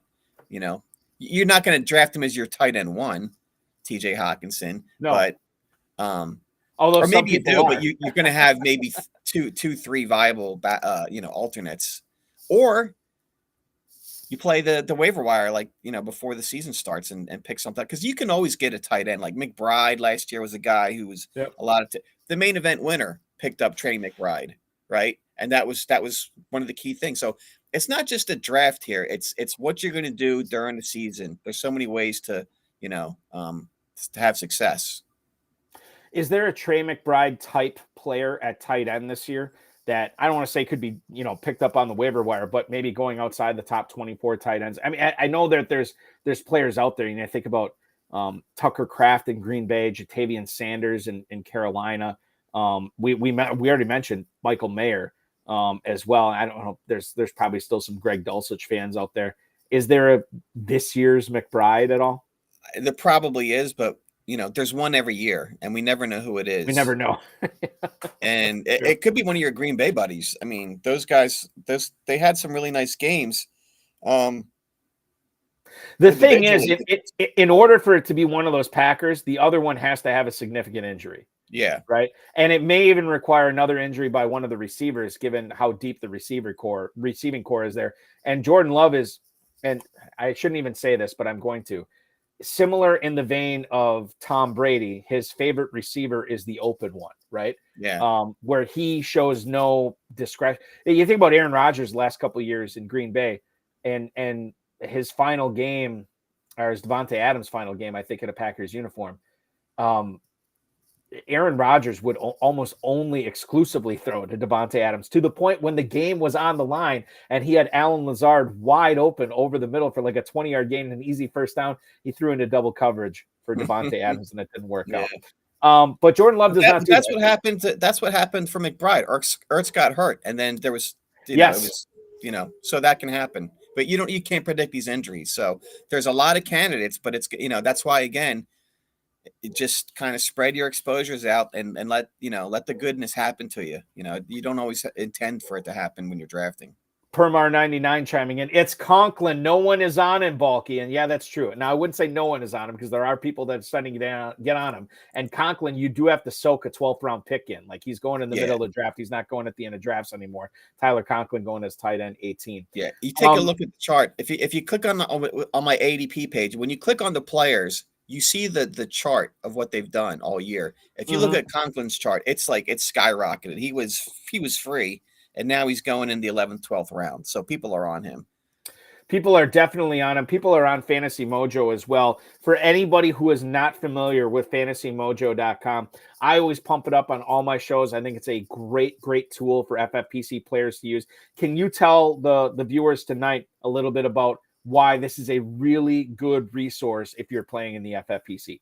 Yeah, so obviously the bread and butter is we have ADP for every format, every hybrid, every like 6 different dynasty formats, every best ball format, every classic, Fantasy Pros, Best Ball 28, Best Ball Slim, like every variety. We have the ADP, easily sortable. I mean, you use it, I think, on a lot of the shows, so it's very user friendly. Totally. Draft boards, every day we refresh the draft board, so you can literally go to any draft conducted by the FFPC this year, and it's on our site. It's sorted by date, by format. You go in there and you can see what people are doing in drafts. You can't see like the aggregates, but you can go to any particular draft. Like this draft will be on the website tomorrow. You can go in and see what the draft board looks like. It helps because ADP is just a draft board puts stuff into context for you. You can see how people are building teams. ADP is just their solitary data points, which may not mean as much. We have ADP draft boards as well. A lot of people like it in that format. But this week, in 3 days, main event drafts start. We'll have the main event ADP, and we'll have the main event draft boards. As soon as they start rolling, we'll have that up there too. But if people want to know more about Fantasy Mojo, there's a virtual tour on the front page. And there's testimonials, like anybody who's had big success in FFPC, typically they'll tell you the value of it. Yeah, absolutely. And I know you always pump it up as a preseason tool. I think the in-season stuff with the bidding and everything like that, I think that's a great tool to utilize as well as we go forward. And then obviously everything going on with the playoff challenge too. Yep. At the end of the season. That's always awesome, especially for people who want to look back on what happened the previous year or previous years. You can always go to FantasyMojo.com with your subscription and look that up in real time on demand. It is fantastic. You kind of teased a little bit about what you're doing at the 10 spot tonight. I know it kind of depends upon what's going on with the first 9 spots tonight. And I know you don't want to reveal a lot, but we will look forward to watching you draft tonight in about a half hour from the 10 spot. Until then, we will continue to follow you on X at Fantasy Mojo. We will subscribe at FantasyMojo.com. Darren Armani, thank you so much for everything you do. And thanks so much for being a part of the program and popping out a little early tonight. Good luck in the draft tonight, man. All right. Thanks, Balky. Good talking to you. Good talking to you as well. That's Darren Armani from FantasyMojo.com. Check him out over at Fantasy Mojo on the X as well. We are coming into the home stretch, ladies and gentlemen. 29 minutes and counting until we have live coverage of the 2024 Fantasy Pros Championship hardware draft, featuring some of the best in the business bludgeoning each other to try to win $1 million this year. We do have one more guest, and he is coming up right after the break. You know him from Sharp Football Analysis, the Run to Daylight podcast, and Best Ball NFL on the X. Todd Burrows will rejoin me to talk a little bit about his new confidence rating system, which I really want to get into with him as well. As everything is going on with the Fantasy Pros hard weight draft tonight as well. We'll get his thoughts on what he's going to be doing from his draft spot. Don't go anywhere. The High Stakes Fantasy Football Show rolls on the Better Sports Network right after this. Is Dynasty. And the place to play is myffpc.com. Go to myffpc, use promo code COOP. They'll give you $25 when you deposit $35 or more. Now is the time to get in there and get set up with a startup draft.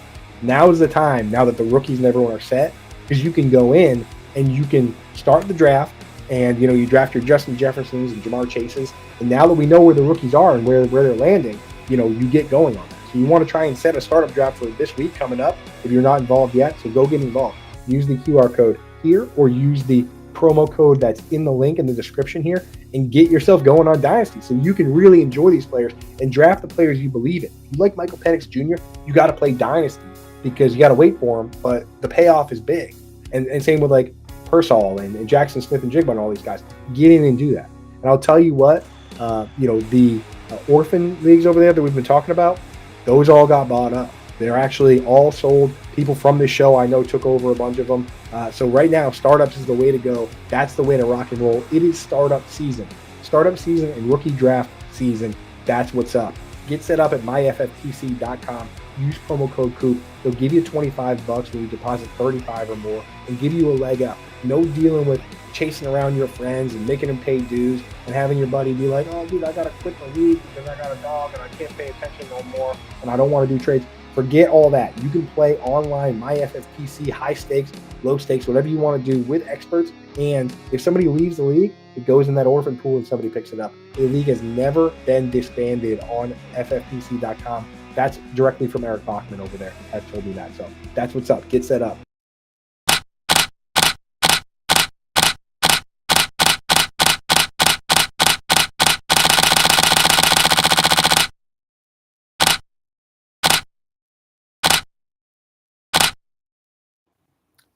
Here's the thing.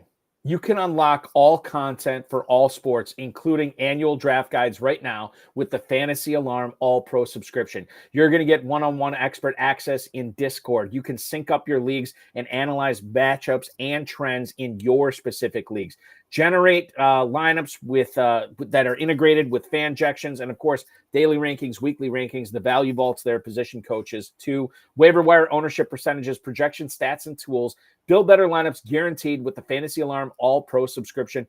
Everything that Fantasy Alarm offers all year long, just use promo code LOCK at fantasyalarm.com/lock. That's LOCK. You can also scan the QR code that is on your screen right now.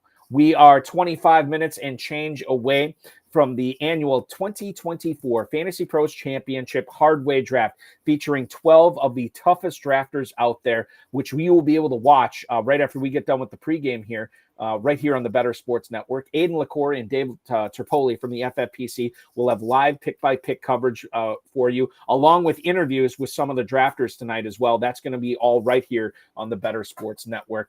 I want to welcome in my final guest for the evening, the anchor of this relay. He is famous for his Run to Daylight podcast. You know him from Sharp Football Analysis, and you know him by following him on the X at Best Ball NFL. Please welcome back on to the High Stakes Fantasy Football Show, Mr. Todd Burrows. Todd, welcome in, man. Balky, you look like you're mountain man. It's like it's almost summer, dude. It's time to end the hibernation. Yeah, and to come out of the cave. I may do that, and actually, I said that to my wife because my wife is no fan of my beard. I said to her the other day because I kind of like it. I find that shocking, by the way. Oh yeah, I know. Yes, it's great for the Wisconsin winters here because I feel nothing when I go outside because I got my own Gore-Tex jacket right on my face. But yeah, I said to her the other day, I said, maybe it is time to shave it off and go forward and enjoy the summer. I haven't made that decision yet, but we'll see what happens here going forward. I just gave you a little push in the right direction, Balky. Always willing to help out wives across the country, since I no longer have one. Dom, there you go. Yes, thank you, Todd. And I'm sorry to hear that, but I do appreciate the advice for you.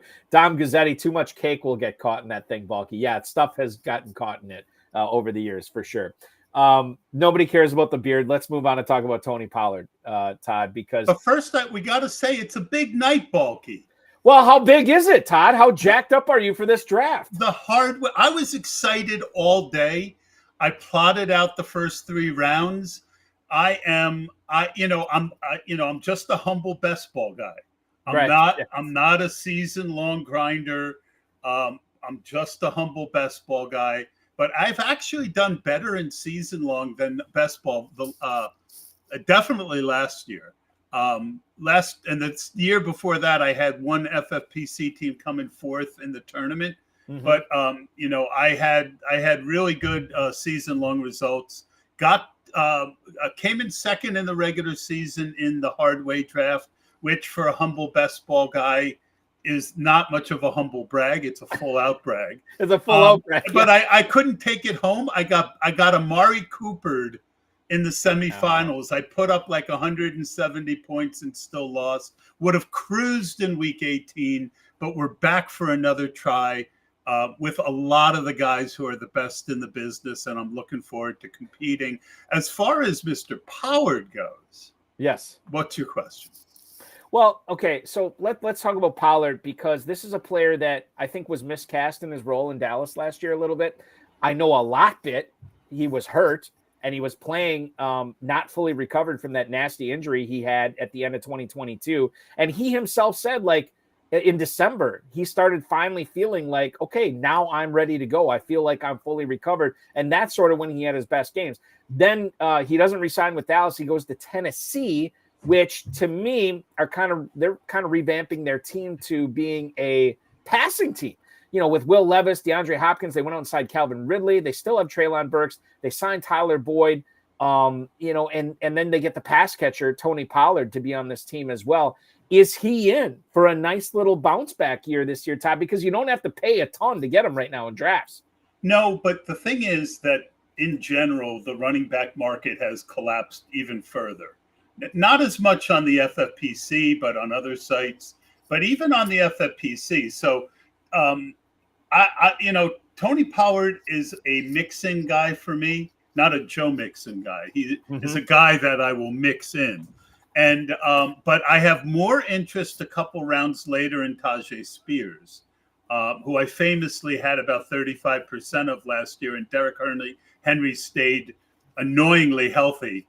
But I think Pollard is fairly priced, and I think it would, the pro case for Tony Pollard is that he was injured last year, that tightrope surgery. The negative is that he is, explosive guys. Once they lose their explosion, it's hard to get it back. And he definitely didn't look as explosive last year. I think that's the thing too. It's just like we don't want to include recency bias, but it's hard not to.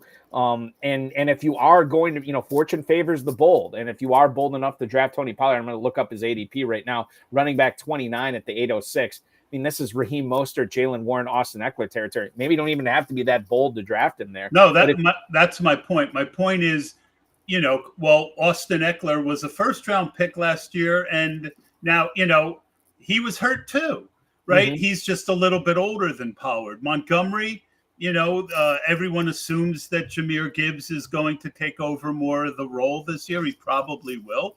But my point is all those guys are viable for different builds. In best ball, I've taken both Pollard and Spears on the same team because something I call stack huffing, because they both should be able to pay off their ADP individually. but if one of them gets hurt, the other one could crush ADP, right? Yes. So I think, again, that's not something I do regularly, but it is a tool in the toolbox. And I think, there are some really smart analysts. I did a pod with Rich Rebar, Lord Reeves, last week. He was hyping up Tennessee offense. My buddy Mark Garcia, high-low, same thing. We did a pod. He was talking about Tennessee. And, the weapons are super cheap still. So I think that that offense is going to get some steam as we get closer. And as other smart people start saying there's too much talent here for them to be a bad offense. And the funny thing is, you talked about recency bias. Even when the schedule came out, and I'm looking at other teams who played Tennessee the last couple of weeks, and my first thought was, that the Tennessee's not a good matchup. And then I'm like, wait a second. I agree with Permar 99 at this point. I love Tajay Spears. Saying And Spears is better than Pollard. I think they're about even, and Spears is younger, right? And Spears is a big play waiting to happen, just like Pollard used to be. But I don't think you can discount the fact that Pollard could be that again. Anyway, I do think that there's this bias that Mike Vrabel is still there, and he's not. Yeah. And the two biggest opportunities in coaching changes is the Atlanta offense and the Tennessee offense. And people were sleeping on Atlanta pre-draft, and then they signed Kirk Cousins, and then everyone was like, oh, yeah, this could be a really different situation. So, those are my thoughts on the Titans. By the way, Mr. Bakes-a-Lot chiming in on the YouTube chat, where the live in-person drafts jumping off on FFPC. We will have our live events once again September 5th through the 7th over at Planet Hollywood. So make your reservations now. In fact, if you go to the myffpc.com page and click on main event, then scroll to the bottom, there's actually a link that you can register and book your room right on there right now as well. So check that out. myffpc.com or scan the QR code on our page. Let's talk about the Saints running backs. We just talked about Tennessee. We'll go a little bit south to New Orleans. Kendre Miller.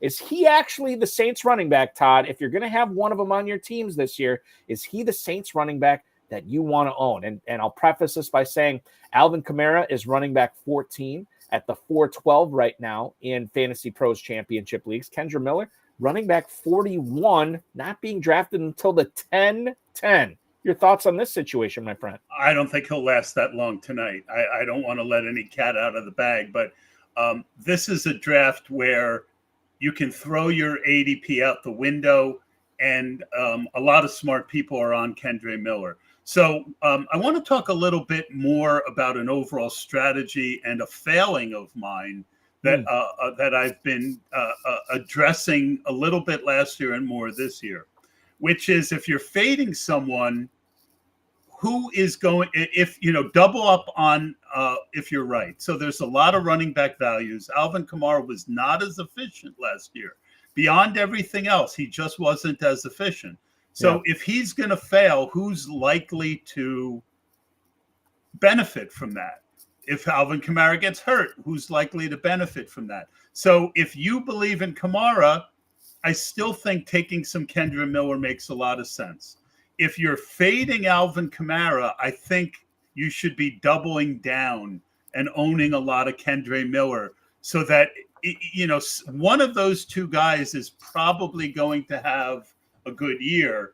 And so don't avoid both of them because it was a bad offense last year.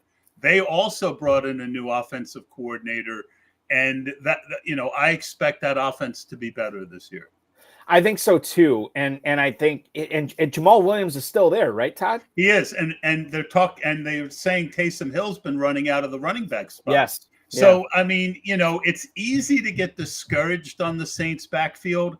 I like it a lot better for best ball than I do for season long.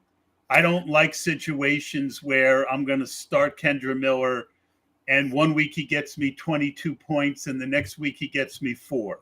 I mean, even if Kamara goes down, Taysom Hill could be the guy. So I think people mock the whole thought of, well, that's a best ball. I like him for best ball. They act like it's a cop out. It's not a cop out.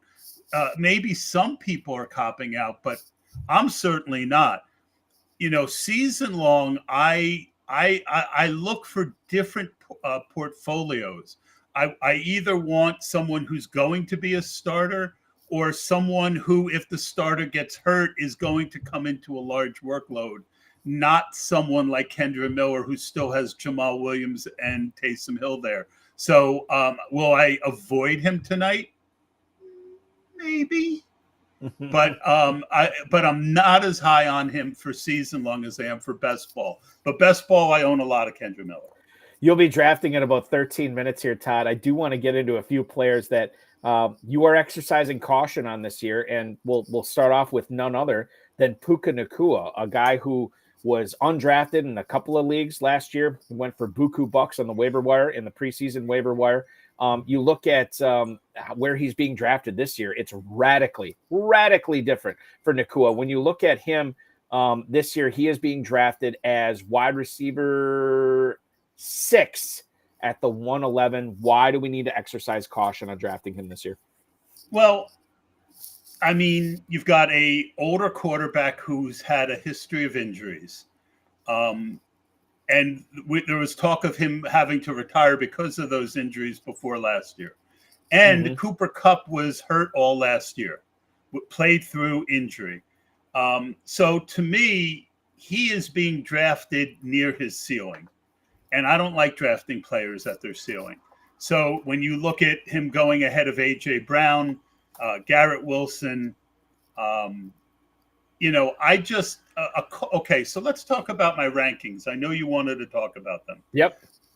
Best ball confidence rankings are basically, I was asked by Sharp Football to do just rankings like everyone else does. And I said, I really don't want to. I don't really think they help people to draft best ball. I said, but I've got this idea. I've got this idea for something. And then we kicked around names, and I think Ray Summerlin threw out confidence rankings, or maybe I did. But either way, 50% of the players are neutral, which means if you're on the clock when they're there, they're fine to take. I have about 5% are either targets or avoids. And both of them are 2 tiers I feel mispriced. Okay. That's why there's so few of them, because ADP is pretty efficient. And then there are targets.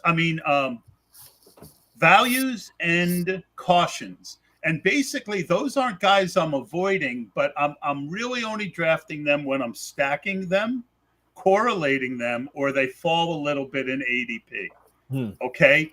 And that helps you to really understand how and when to build a best ball portfolio. And so with Puka Nacua, he is my, him and Amon-Ra St. Brown, these are underdog rankings. And Amon-Ra St. Brown has passed both Bijan and Breece Hall. And I think that merits a caution at that ADP. And I think Puka, I don't think he's mispriced terribly, but I think he's mispriced by 5 to 7 picks. So, I'm not avoiding him, but right now I'll be significantly underweight on him. Love the player, just don't like the ADP. Can you draw some similarities? I mean, is that the same reason why Drake London might fall into the same camp with you as a caution pick? Correct. Drake London was going in the 4th round, and then they signed Kirk Cousins. Now he's going early 2nd round. Very good player. He might pay that off, but I think there are guys much later who give me a lot of what I can get from Drake London. If he falls 4 or 5 picks, or every once in a while, I'll just take Drake London, because there's not a lot of value in that early 2nd to mid 2nd round. So, it's kind of tough. It's kind of at times kind of hold your nose and take someone. But you also then have to have a plan of what you're going to do with him later.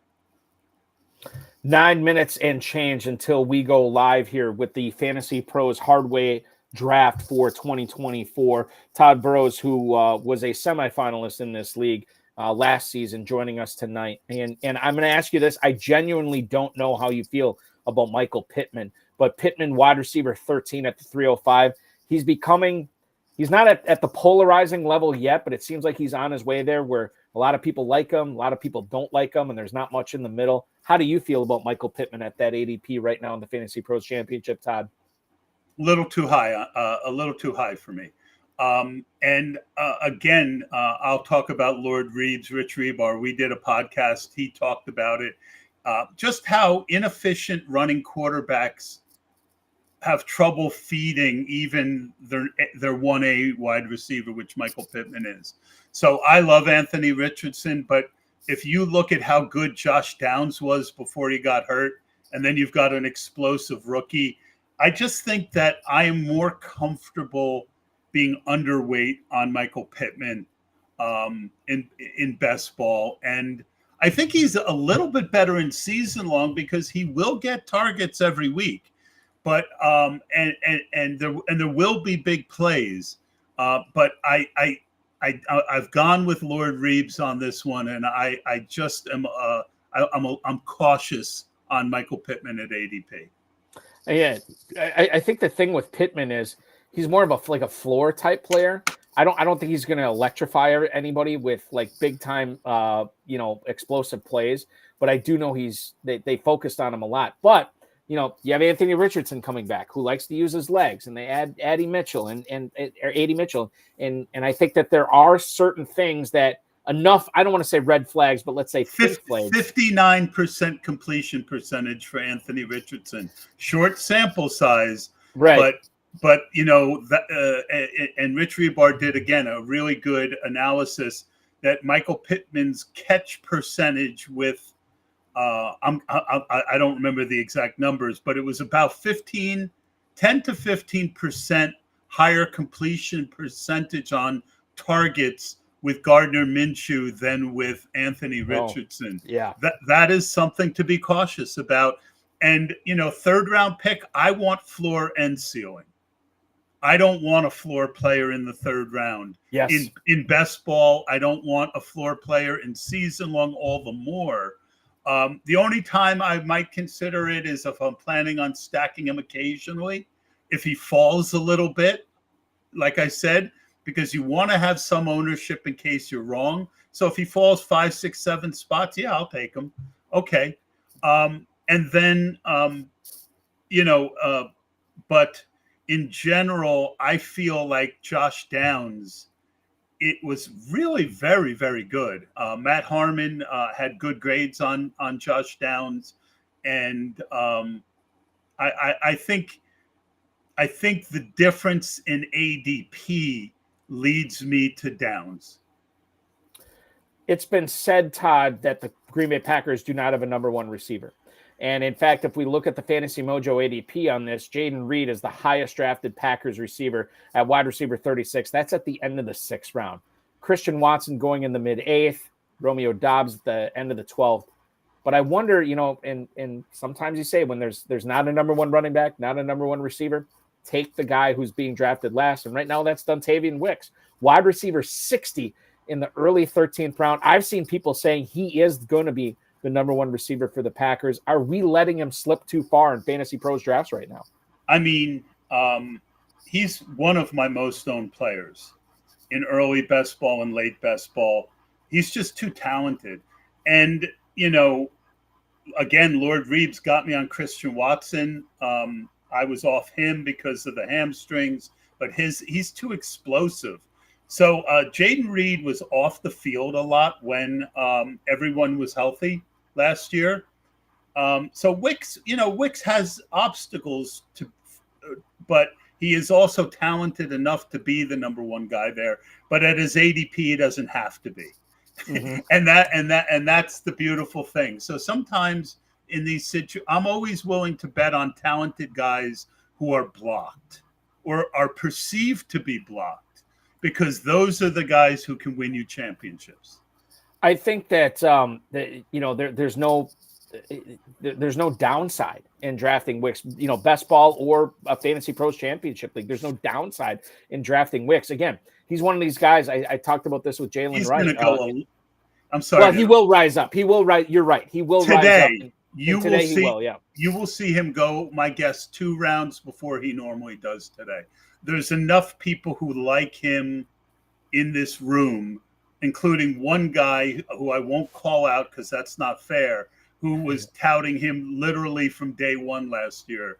I don't expect Dontavian Wicks to come in anywhere near his ADP tonight. Todd, we talked about this earlier in the show about how with Darren Armani, like there's just nobody left the last 5-6 rounds of this draft, but yet you guys always seem to come up with some pretty shrewd picks, some sleepers that end up paying off. Do you have a favorite late round running back that you keep coming back to this year and loop in your best ball experience? I will tell you that the guy that I've been drafting the most of lately is Elijah Mitchell. He's going 5-6 rounds later than he did last year. His role is a little more precarious because they drafted Gorendo, whose tape I didn't like. And I love him in best ball, especially when I take somebody, let's say you have the 2, 3, or 4, McCaffrey's going 1. We see this kind of seesaw effect where if a first-round pick gets hurt, the other first-round picks right near him get a huge boost, right? His advance rate is going to drop tremendously, and so the guys drafted near him are going to get a boost. Yeah. So I like doubling down. Remember how I talked earlier about doubling down if you're right? Well, when you don't have the 1-1, it's not that you're right, but you have to act like you're right. You have to act. If you get the number 2 and you take Lamb or Tyreek Hill or Chase, if you take one of those guys, you have to act as if you're right. And then if you add Elijah Mitchell, CMC goes down. Now you've got almost the equivalent of the top 2 or 3 guys in the whole draft on one team. And that's really going to be hard to beat. So I hate giving away a freebie before the draft, but I've been taking a lot of Elijah Mitchell in best ball lately. And that's good stuff. Todd, 30 seconds out the door on this question. Better late round Chargers wide receiver pick, DJ Chark or Brendan Rice? Oh, I mean, DJ Chark is a guy who hasn't been the same in 4 or 5 years. Again, it depends on what you want for season long, right? If you want a guy who's just going to be able to fill in a bye week, maybe Chark. But Chark hasn't shown an upside in 3 years, 4 years. Give me Brendan Rice. Let me take a shot on hitting a home run. If it's a 0, in best ball, it hurts you a little bit. In season long, you waiver him out and you try again. So give me Brendan Rice 10 out of 10 times.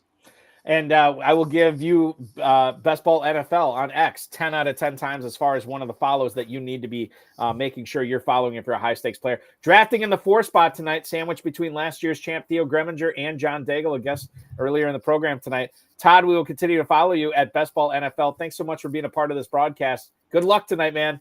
Thank you. I'm going to need it. That's Todd Burrows at Best Ball NFL. Check him out there as well as his Run to Daylight podcast and all the work he's doing for Sharp Football Analysis. That's going to do it. We're less than a minute away, people. Thanks to Dan Williamson, John Daigle, Darren Armani, Todd Burrows, our producer, Matt Deutsch. We're back at our normal 7 p.m. Eastern time start next Thursday. Sports Gambling Podcast, Ryan Kramer will be my guest co-host. Check out the Fantasy Pros Championship. The FFPC main event early bird flies away at midnight Pacific time tomorrow. Save $100 getting that Pros versus Joe's drawing when you sign up right now. The FFPC Best Ball Tournament, Superflex Best Ball Tournament, Empire Leagues, and Dynasty Leagues, all available at myffpc.com. Aiden LaCourie and Dave Tripoli are on the call for the 2024 Fantasy Pros Championship Hardway Draft. Theo Greminger from Player Profiler, your defending champ, your runner-up, Austin Martin. They're going to be going at it tonight. A ton of guys, Abib Egbatoba, the Go Bills franchise, John Daigle, the Deep End Fantasy Podcast guys, Mike Shope and Adam Krautwurst. We're talking Noah Riddell in this, Fantasy Mojo's Darren Armani, Davis Maddock, David Hubbard, the 2016 FFPC main event champion, along with Mark Garcia. I love fantasy.